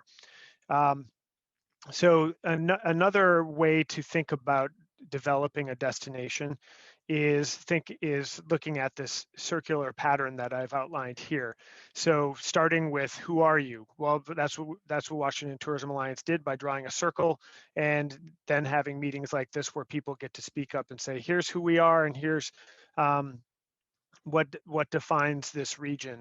And it was just very inspiring to hear folks chiming in on that in this call. Identifying what it is that is attractive. What are the assets that travelers might be seeking that the community wants to share? And I think that second part, wants to share, is an important part. What do you want as a community? What is your vision for what travel should look like for this region? And what do you not want? I've been in many communities where I've heard statements, we don't want to be like this community. Okay, that's great. That's good that you identified what you don't want, because that's the first step in terms of determining what you might want to be. And then figuring out what's missing. So, okay, we want these aspects. In the last section, people talked about infrastructure along Highway 14, specifically around non-motorized use, bicycling. That's a huge, that's a state highway, there's infrastructure, there's geology, there's a lot going on there. But until you identify what you want, you're not necessarily going to be able to get it. And so then, so what do you want? What's missing? And then how to fill the gaps. And then finally, there's then you get to the point where you're doing the marketing. So you've determined what you want, you've built the experiences and the products, and then the marketing comes in. Do an assessment. How did we do? Is this good for the community? Is this economically beneficial? Is our community stronger because of tourism? And what happens if not? So again, some of this is not, I would assume that that's not new to you, but the big question is why? Why are we even doing tourism in the first place? What are we trying to solve by doing that? So in a lot of the communities where we're talking about tourism development, especially like Mike said, a lot of the parts of Washington state that have been underserved happen to be rural places, not necessarily the urban places. And so in many of those places, we're dealing with a decline in industry or an economy. So a lot of that's based around resource extraction. It's not necessarily that those aren't industries that exist anymore, but maybe there's more mechanization. Maybe there's less jobs in general, but it could also mean that there's less of a resource as well. And so those are economies that were strong in many rural places, and then as less jobs were there, less people were required to stay in those regions, and so you see a vacuum of human resource. There's also a desire, and I think this would be the case for a lot of you folks who live in the Gorge region, of the preservation of the landscape and the culture. There's especially because it is a well-loved and well-used landscape, there's a lot of desire to make sure that it doesn't get destroyed. And so that's another reason why people want to focus on tourism. And similar to that first point about the decline in industry and economy, there is a desire to provide opportunities for young people to stay in the community. So I hear that a lot when I go into communities and say, why do you want to do tourism? Well, we want some opportunity for our young people to stay here and to form businesses and have jobs and things like that. So the reality is that this cycle keeps going, because even though you may have done work 5 years ago to work with the rural tourism studio, it doesn't mean that there's not still work to be done. And so I think of that first step in the next phase is it working? Is what we came up with 5 years ago working? Is it what we want? What's changed in that time? Well, there was a pandemic. There was a greater attention on the impact from wildfires, for example. I don't know. I mean, that existed before, but it certainly has come up within those 5 years. Has what we want changed based upon how things are different? And then, okay, what's missing now? How do we fill those gaps? How do we market differently to adjust to these changes and do that assessment? And so, again, we're kind of at this back and forth, this kind of in between with this region, because of the incredible work that's been done over at least the last 5 years, if not long before that, in both the Gorge, the eastern part of the central and eastern part of the Gorge, as well as with Visit Vancouver. Now we're at a point where how can we bring those together and move on to the next phase? But again, I think it's important to continually come back to that question of why. Why are we focusing on these? What are some of the impacts? So it's always a good time in a 4-hour meeting to bring up a scientific graph, because that usually keeps people engaged and staying awake and motivated. So that's why I'd like to show you this. But in all seriousness, this is research that actually originated in 1980 by a scientist, last name of Butler, and so it's been coined the Butler Sequence. And in this case, the y-axis is number of tourists, but I would argue that in more of a modern age, it's less about numbers and like heads and beds as often the term, but more of economic revenue or benefit from tourism as that increases. So the idea is that at a younger stage of a destination, you're doing a lot of work that has tremendous results very quickly. Just by putting yourself on the map and identifying what your assets are, you immediately start to attract more travelers. But what can happen is that if you are not attending to some of the issues that go along with destination development, you might get to a point where due to lack of investment, due to resource pressures, that multiple phenomena could happen. So the destination could stagnate, no longer having the benefits increase, but instead just kind of stay stagnant, and people start to lose interest in tourism. As a result, it could also decline. So you could go backwards in terms of a tourism economy. And so at that point, it's very important to think about how to reinvest, how to go through that assessment process that I outlined in the previous slide to think about that rejuvenation. So where are we seeing this lack of investment? Where are some of the negatives that are happening? So, oh yeah, go ahead. There's a question in the chat. Sorry. What does consolidation mean here? If you go back to that graph.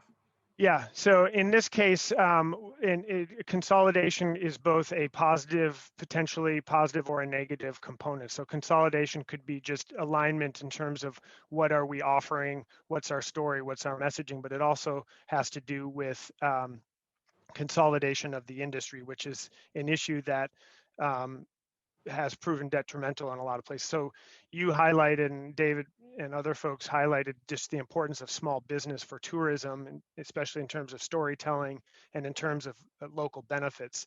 So at various times in the industry, you see larger businesses coming in and kind of scooping up a lot of the smaller business that's there. And so when that occurs, that can lead to less investment, because sometimes scooping up businesses is to raise revenues, reducing the inputs, and so that can lead to the stagnation and decline. So yeah, thanks for pointing that out, and also for monitoring the chat, because I'm not seeing that. So here are some of the negatives that come from that. So this is from Barcelona. You might have seen these this campaign that local people had. So when local people are not involved in determining what tourism looks like in their area, they can have a radical response to it and say, get the heck out of here. We don't want you here. You're destroying our community and we're not happy about this. One could make many arguments whether or not that's actually occurring, or if maybe people didn't communicate and educate the community about what the benefits that tourism is having there. But the important point here is that the community is not engaged and they're not driving what tourism looks like. And so I don't think I've seen any of these signs in the Gorge, but I know that there are some issues in many places, especially with outdoor recreation throughout the Northwest, where people are kind of getting a little irritated with travelers. And so we know there are benefits to tourism. It's our job to educate our community and to also make sure that they're helping drive the ship. Speaking of ship, we also have challenges with over tourism. Now, this it was brought up earlier that places that historically have not been marketing are starting to market in the Gorge again because the tourism drop has been significant in certain areas and certain sectors. But previously, there were lots of places where you had large crowding of people and making life for local people not pleasant and not the reasons why they enjoy and appreciate living there. So these are real challenges. I think more frequently in what we're seeing in especially through this pandemic is over tourism regarding outdoor recreation and the outdoor spaces. And this is bad both for our own enjoyment of these resources, but then of course just the conservation and resource protection aspects. And combined with this, and this was brought up in the small group that I was in, combined with this is the fact that people may be coming to recreate and use the free or low cost resources that exist. What benefit are they bringing back to the community? And that's something where I think destination development plays a very important role in terms of how do we ensure that the assets, whether it's outdoor assets or cultural assets or any of these things, are not only attractive to the visitor, but are benefiting our communities, which is the whole point of and not just economically, culturally, and motivationally as well, in terms of having an opportunity to share your story with other people and share your values. So also just wanted to highlight, this is not my dog, Rusty, this is a coyote, and just bring in the gratuitous canine photo for you at this point in the workshop. So thinking about case studies and destination development, and as Emily pointed out, I was there for the process for the Gorge in 2016. So this is an image of one of the workshops that I was a part of. Thinking a lot of times at this point in these workshops, we look at another destination and say, well, what did they do that was successful? And again, I think many of you have seen that work before, so I'm not going to take the specific case study, but I do just want to highlight what are some of the aspects that we often try and highlight to say, what has been successful in these other places? What's the key to success? So in most of the case studies we like to focus on, it's the fact that partnerships and collaboration happen. So nowhere is this more evident than in the Gorge, where we've got two state tourism entities teaming up, working together, where we've got the Forest Service and the National Park, which oversees the Gorge Scenic area, so federal agencies. We've got departments of transportation on both sides of the river. We have multiple cities and small towns. We have counties. We have businesses coming to the table, nonprofits. So partnerships and collaboration are very key to the success. And I would argue that you folks are well on your way at acknowledging and working with that.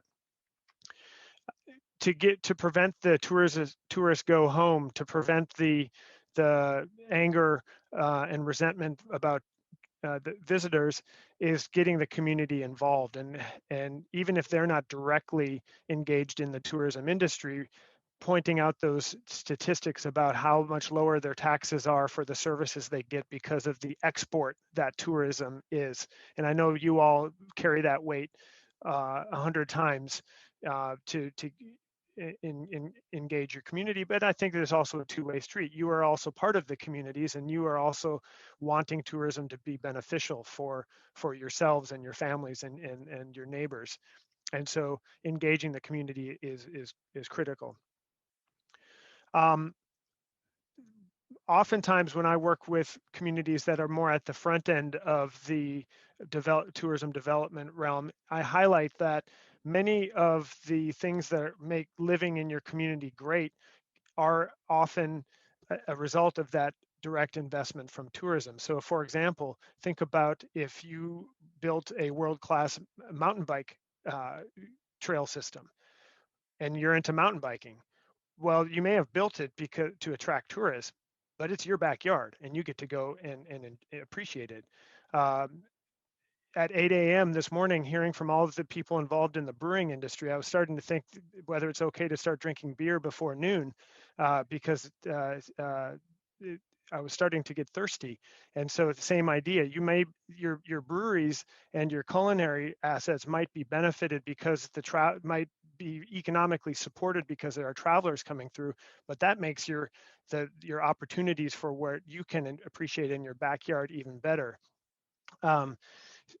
Similarly, investments that come through just basic infrastructure, whether it's highway repair and geologic, I mean, because you're in the gorge, you have to think about the geologic aspect of and safety that's involved in that region. And so the money that tourism brings in can help build and support that. The successful destinations that I typically will put in these case study sections are places that they're not trying to copy or mimic other places. I mean, you've got rare exceptions like Las Vegas that builds the Eiffel Tower hotel or whatever, but I don't think anyone here is hoping to mimic Las Vegas in the Gorge region. So instead, those tourist destinations focus on what makes them unique. What is the story that no one else can tell? And again, we've heard so much of that already just in this short meeting today. And then in order to realize what that vision is for tourism, investing in the humans that live in that area to be able to, whether it's work in those businesses, I think there's also a strong need for entrepreneurs, and so developing entrepreneurship.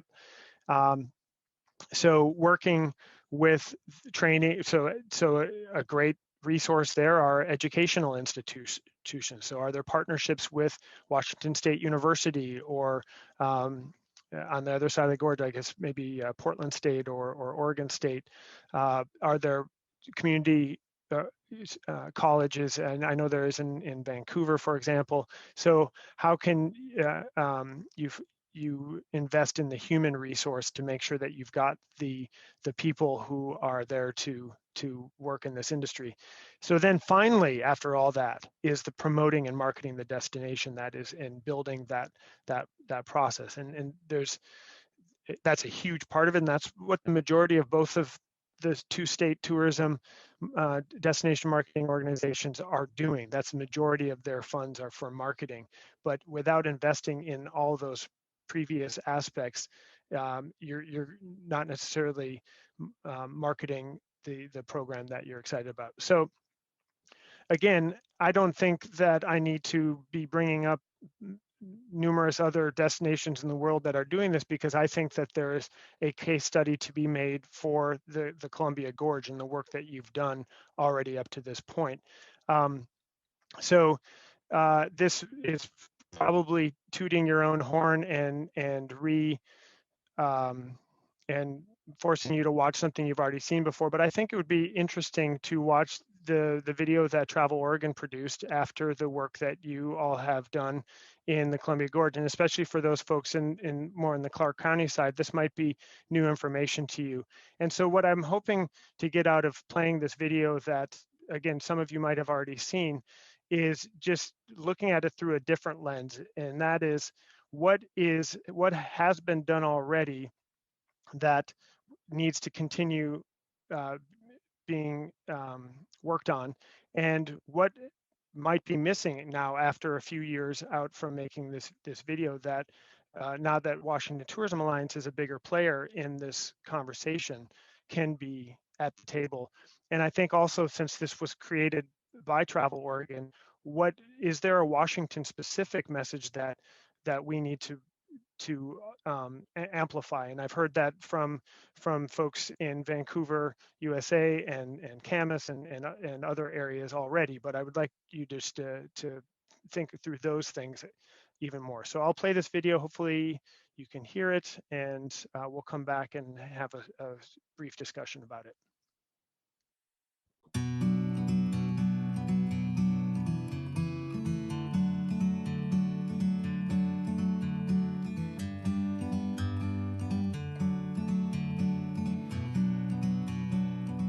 What I love about the Gorge is the landscape is unlike any place else. Yet within this landscape are communities that really have forged their own identities. For me, it was that incredible dripping wet forest and then true desert, and to have that all in one little national scenic area is pretty spectacular. You're doing ordinary, everyday things, and you have this spectacular view. You're looking at Mount Hood and Mount Adams. We're 40 minutes from an international airport, but you can come out and be in wilderness in a very short amount of time.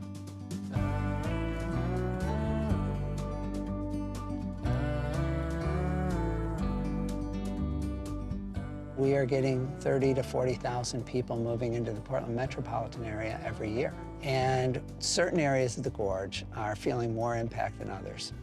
Essentially, 80% of the people who visit the Gorge visit 20% of the places. And so we have to think about, how do we flip that model? Because the Gorge is not just the waterfall area.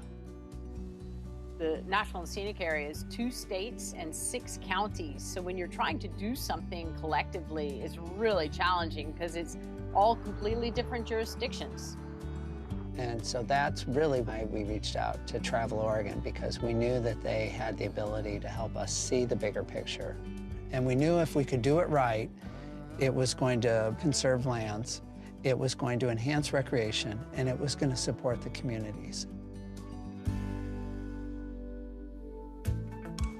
After our year of meetings, we realized we needed to have a formal entity that this would live on in, and we created the Columbia Gorge Tourism Alliance. And so we've launched several programs that are really helping lay the future for Gorge tourism.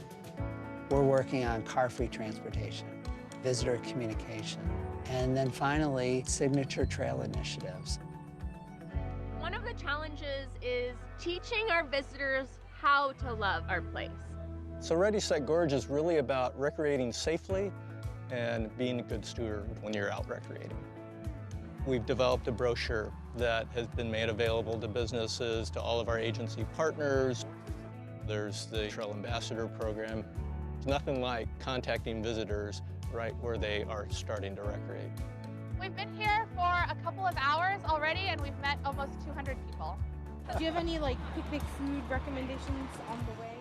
There's people who come and they just heard Multnomah Falls was a place to stop at. Once they stop and talk to us for a few minutes and we start talking about the different communities, they're encouraged to travel further and linger longer. As a visitor somewhere, I hate driving. And what we've learned is that if there is transit, they will use it. And that's what has been the experience with the Columbia Gorge Express. You can now get on a bus from Portland and get to Cascade Lock and to Hood River without driving your own car. That is by far the most exciting thing. Maybe I'm too excited about this. And it connects our communities. The major components of this car-free experience are trip planning itineraries, where you can learn what public transit you can use to get where you want to go, e-fare, so that's just one click, you buy a ticket. And then also linking together all of the active transportation modes like walking and biking with the public transit. In a way that transportation becomes part of the joy of the experience. One of the things that our whole process has been focused on is how do we turn this place into really a world-class destination? So we launched a vision called Gorge Township Trails, and that's the idea to create a loop trail around the gorge that would be like a European trekking model from town to town. The idea is that you wouldn't need a car and you could walk 250 miles and actually have a place to sleep at night and food to eat along the way and experience nature from a more visceral place. So it's just a matter of us being the stewards of this experience. It's rare that you find a process that really creates lasting social change. In hindsight, I never would have thought that the Gorge Tourism Studio would help us in a time of disaster.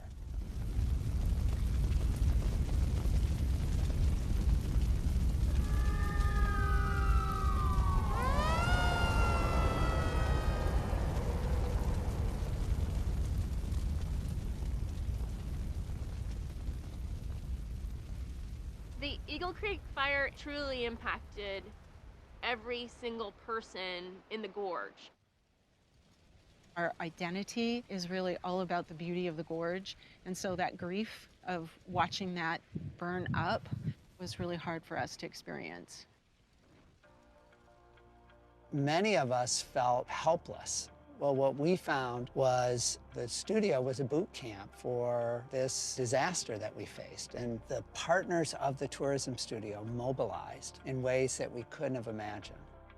There was that trust that had been built. We had a feeling that we could call the fire chief, we could call anybody, and it's an ally. These different groups in our region came together to put together resources to help businesses like mine communicate the impacts of the fire and how to create a positive experience for our guests. And I think as we deal with future challenges, with transportation, et cetera, that network is going to be important again and again. We form a pretty strong team, and we're not alone, even though we're this little tiny town. We're part of this larger group, and I think that's one of the things that will live on way beyond tourism, is we have each other's back. When you bring that many people together, you start to see the region that you live in a really holistic way. A place where we're protecting the natural and cultural resources, where our local economies are vibrant, and our visitors have rallied to the call of being good stewards in the gorge. That's my aspiration. People have always been part of this beautiful landscape. So my vision for the future is that that balance of people enjoying the place, respecting the place, that all of it continues. And it's going to get tougher every year, but every year we have more and more people who really care and want to do something to protect this. And that's what we have to count on.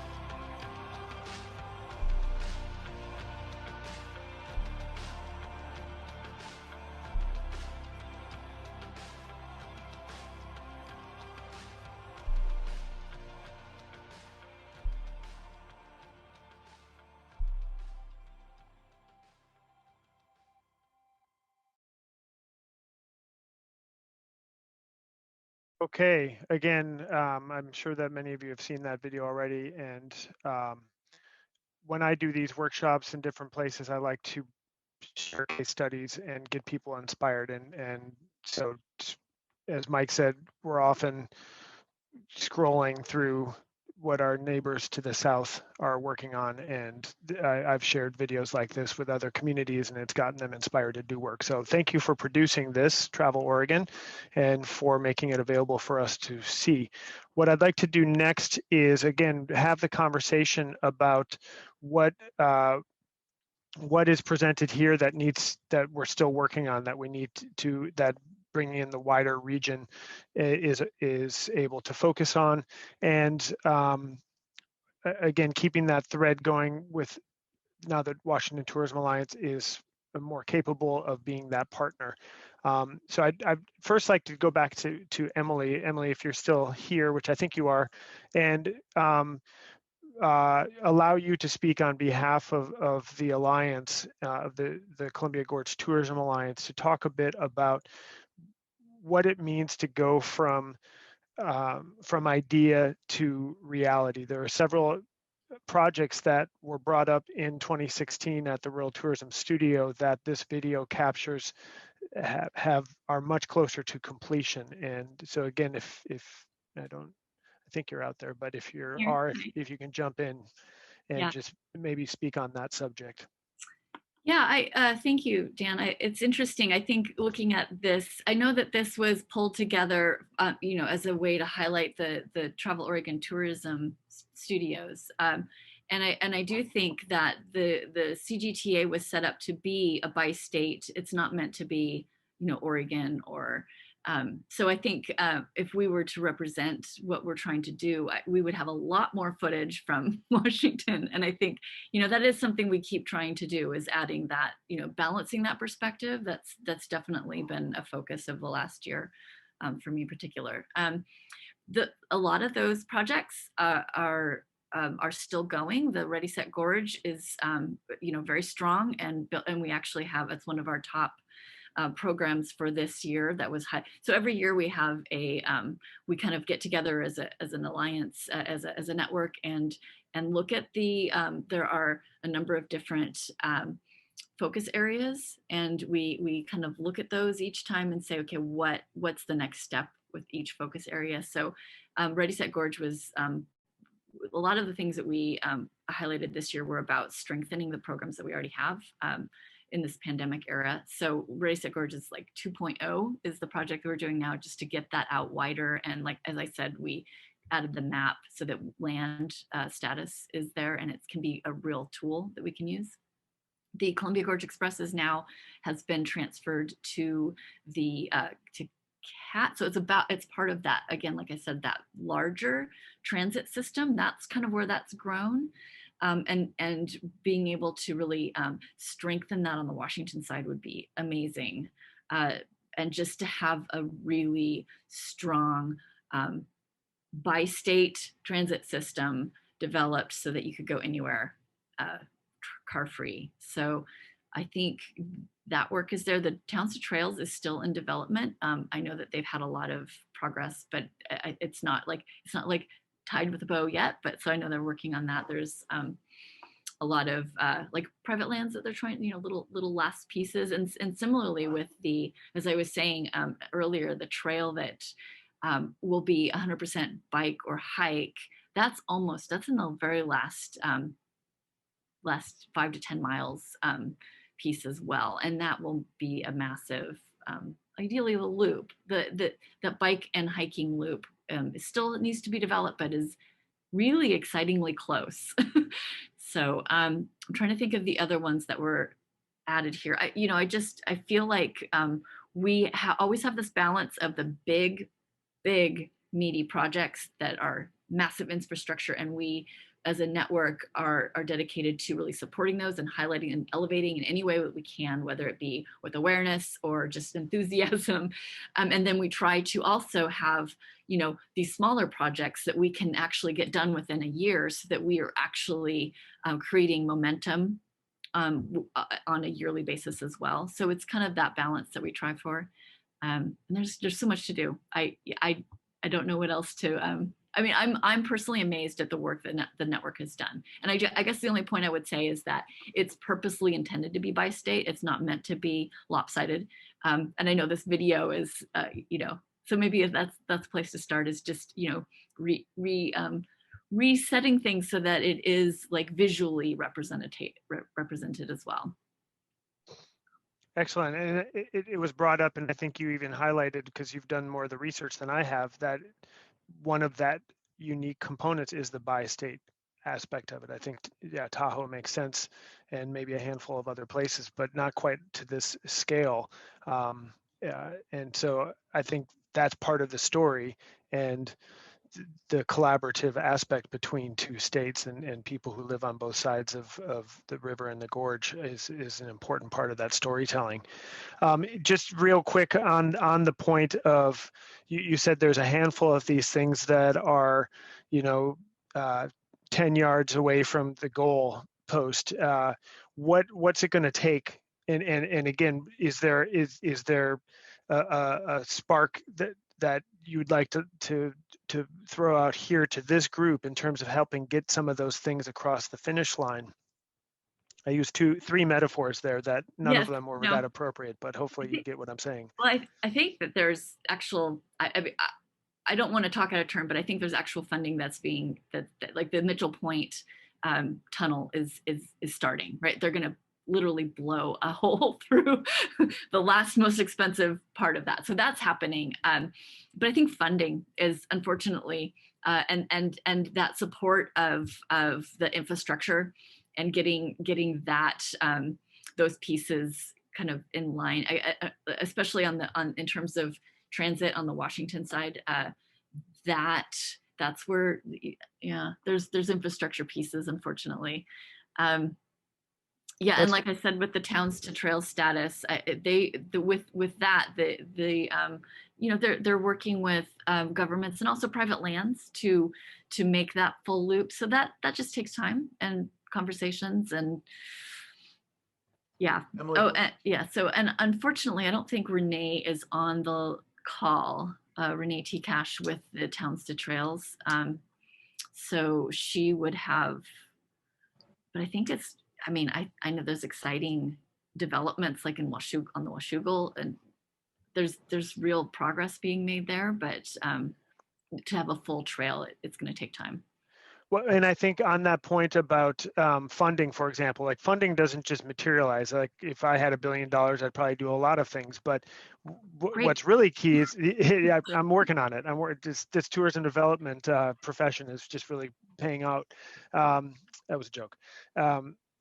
But it's the advocacy piece, right? And I think also by now acknowledging just how important having this region wider to the west, and you now have a whole group of people that already knew how much they loved the Gorge region, and now you've got more people on the team to advocate who are going to see the benefit from that advocacy as well.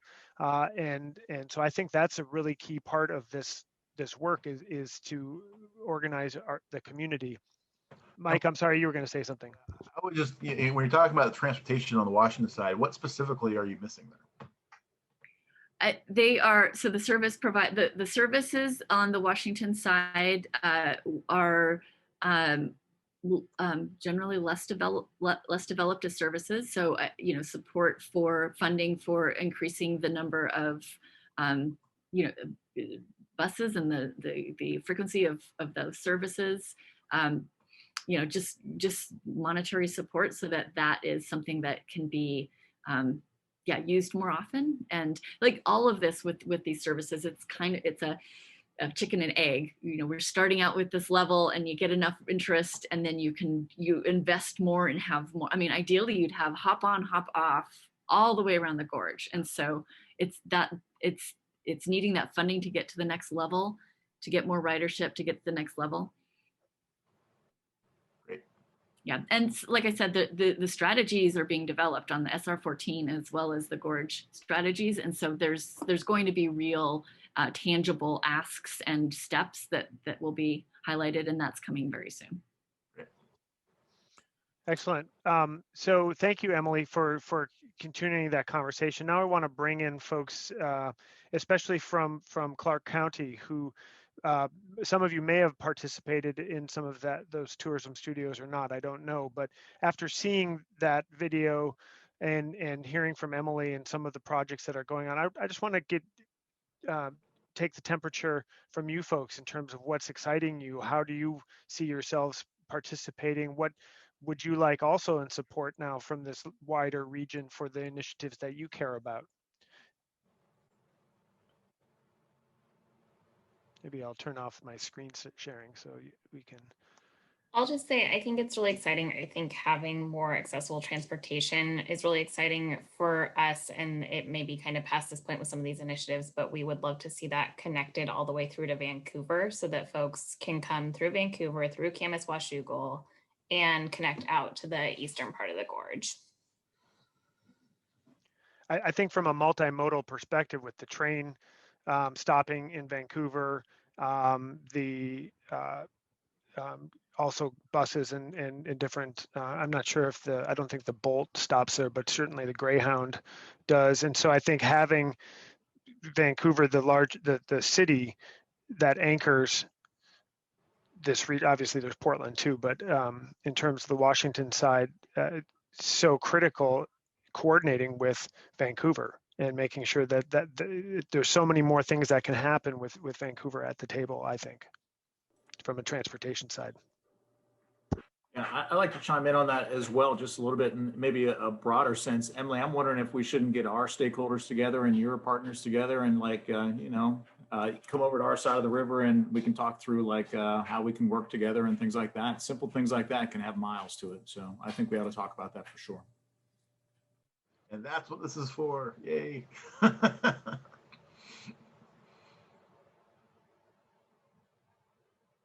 What about, I mean, just again, taking the temperature here a little bit in terms of, was there anything that was presented in there? Anything that was presented in that video that was like, wow, that's cool. I'm excited that that's happening and I can't wait to tap into it, or I'm excited for the next step, or any of that.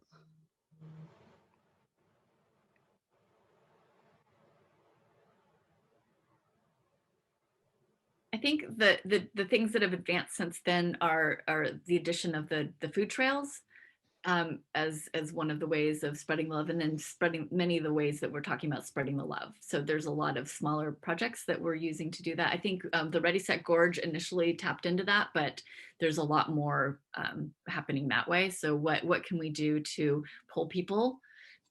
How do we entice them into the north and the east?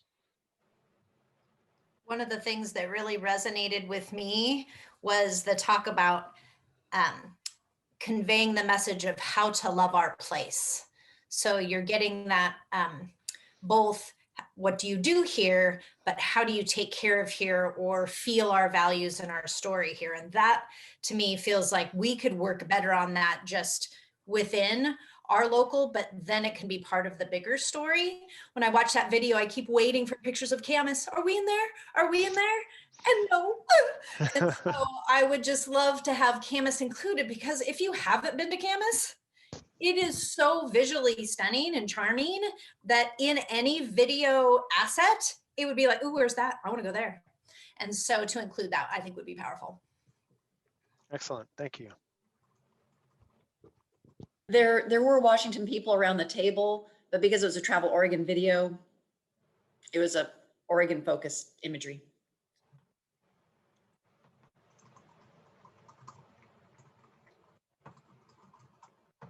I like to have long periods of uncomfortable silence in workshops, because it then people who maybe were multitasking are like, wait, what's going on? There's got to be something going on right now. I would say that representation comes down to funding as well, right? So that's where the two states, counties, and all of that, like you come to these, tricky situations where you're like, well, we can't do it. And so money does solve a lot of the fluidity between the lines, if that makes sense. I think the message that the travel industry, hospitality industry has been decimated through COVID and has been affected very non-uniformly as well. Some towns that are on the edge of natural outdoor recreation assets actually did better in August 2020 than they did in August 2019, for example. And so, but I think that just the fact that our industry has been hurt so badly, we have an obligation and an opportunity to make the case to the money that is out there legitimately for recovery, to take on some of this next step aspects there. And that's this advocacy piece that David Blanford talked about at the beginning, that Emily, you were just talking about, and other folks. I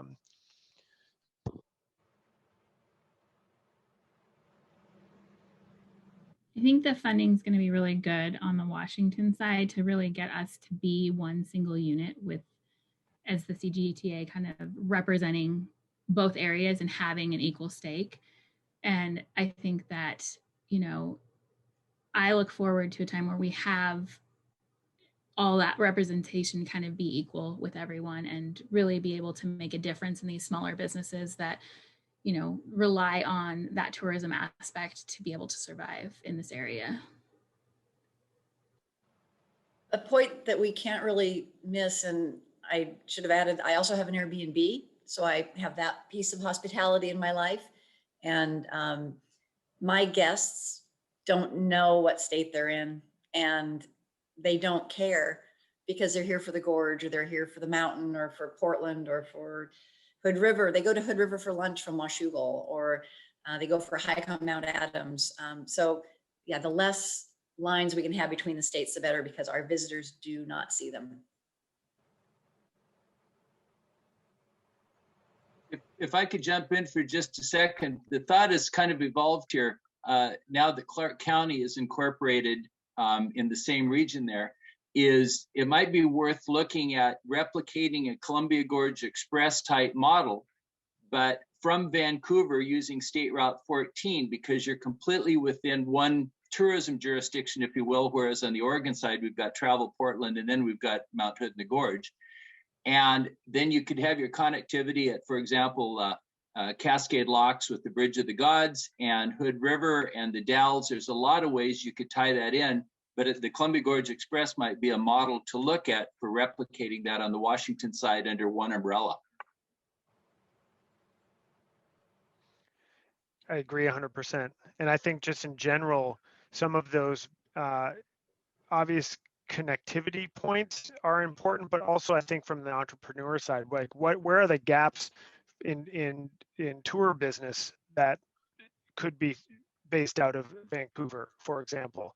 That, like, again, great that there are opportunities out of Portland as well. I'm not saying that there shouldn't be, but I think that there's an opportunity that Vancouver could incubate more on entrepreneurship around some of these tour-based components, especially from a storytelling and sustainability perspective. Having professionals take people out in some of these places perhaps leads to less damage and less impact, and people diverting to lesser use areas and things like that.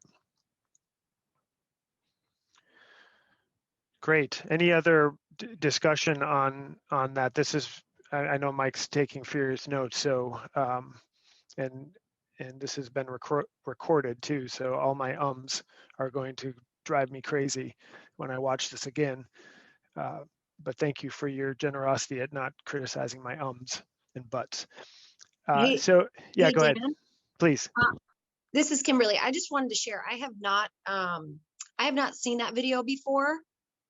But as someone who is a business owner and sees a lot of tourists come, you know, one of the things that we're looking forward to is so many people coming back and so many people exploring. But, you know, I really got emotional with that video, because while, you know, we want it to come back for business and all of that, we're going to have so many people coming, and that sustainability message and what we're all about and how to protect our area, because people are going to start flooding back in. And, you know, how do we do that? And I had the idea of like all these stops on the 14, but yet it's like, oh, wow, all that traffic as well, and the trailheads and safety, not only for the individuals, but then, you know, different things that can happen when there's big crowds. So having the conversation and getting everybody together is so important, so we can protect our beloved place, but share it with the world too. So I just wanted to say that, because I was like, got so emotional about it. It's like, it's so exciting as we come back from everything, but also like, how do we do it in a way that preserves? Yeah, getting around front of of some of that and thinking about it now rather than when it's too late. Really great points, Kimberly. Thank you. One of the analogies I keep using is avocado. Like we want people quick. We want them to support our businesses, and then suddenly, very quickly, it turns and the avocado is off. And so how do we manage that? Okay, so there's one other small group component that I was hoping that we could do today, and we covered a lot in just this conversation, this larger group conversation here. But I do think it's valuable to get people into smaller groups, at the very least, in order to develop those relationships, and especially now that this region is wider than it had been developed in the past. I think even better to make those connections. So let me share here, get back into that mode.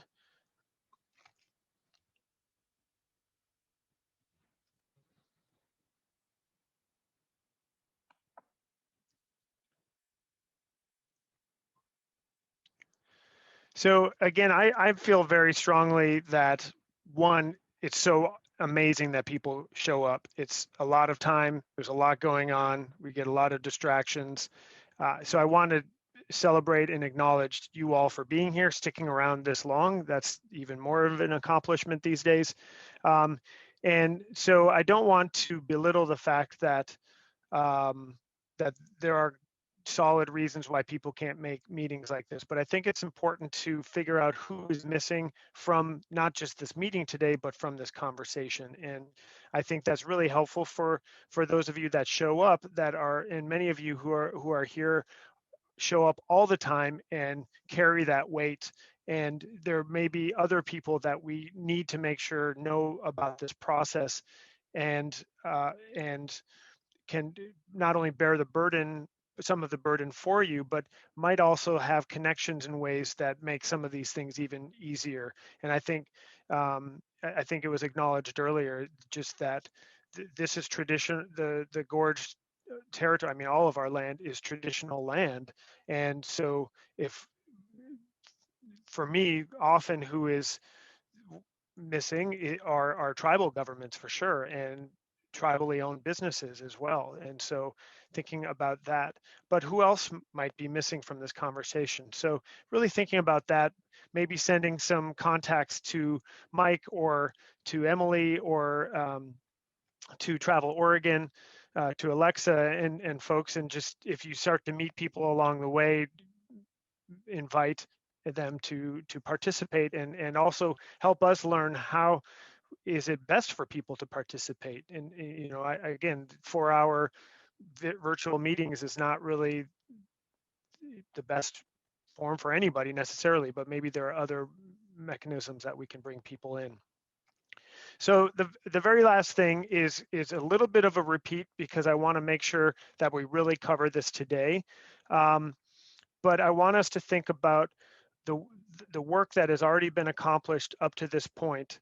And you learned now from the Travel Oregon video. Again, it was more Oregon focused, but I think a lot of those successes are by state and are benefiting the whole region. We've heard from Clark County folks about the work that they're doing. You've learned from WTA about what's happening at the statewide level and what is more possible now than it was just a couple of years ago. So I would like us to break into smaller groups consider all this work that's already been accomplished and start to identify where some of those gaps are.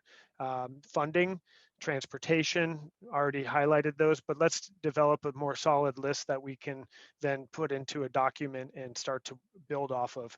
So I forgot to mention this last time, but you may choose to take a photo of this with your phone or a screenshot or something like that, so that when you get into the smaller group, you aren't like me and saying, what in the world were we supposed to discuss?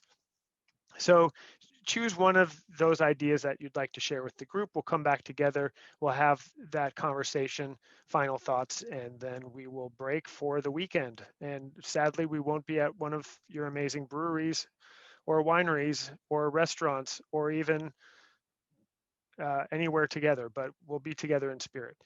Okay. I'll go first. Or you can, whoever else No, wanted to. go ahead, Carrie. Okay. I like your initiative.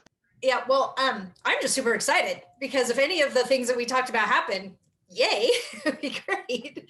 But you said to pick one thing. So one of the things that we saw as a gap was there's information out there about the recreation and nature and hikes and all those kinds of things, but not as much representation for the entrepreneurs that really create that authentic and diverse and interesting experience when you come to the towns. So ways that you'd be able to tell their stories more, which helps tell the whole town stories more, whether that is sections of the website that you could, if you're going to the Gorge region, then you like, oh, click on Camas, and then up comes what you can do recreationally, but then also stories about the shopping and the dining and those kinds of things. So just much more layered storytelling. So we talked about that. And then one of the things that we talked about was being able to connect people who are coming to do the hiking and the recreation, connect them with what is close by. So if you always go to Dog Mountain or you always go to, a certain place, figuring out ways to market so that things that are close by can be known.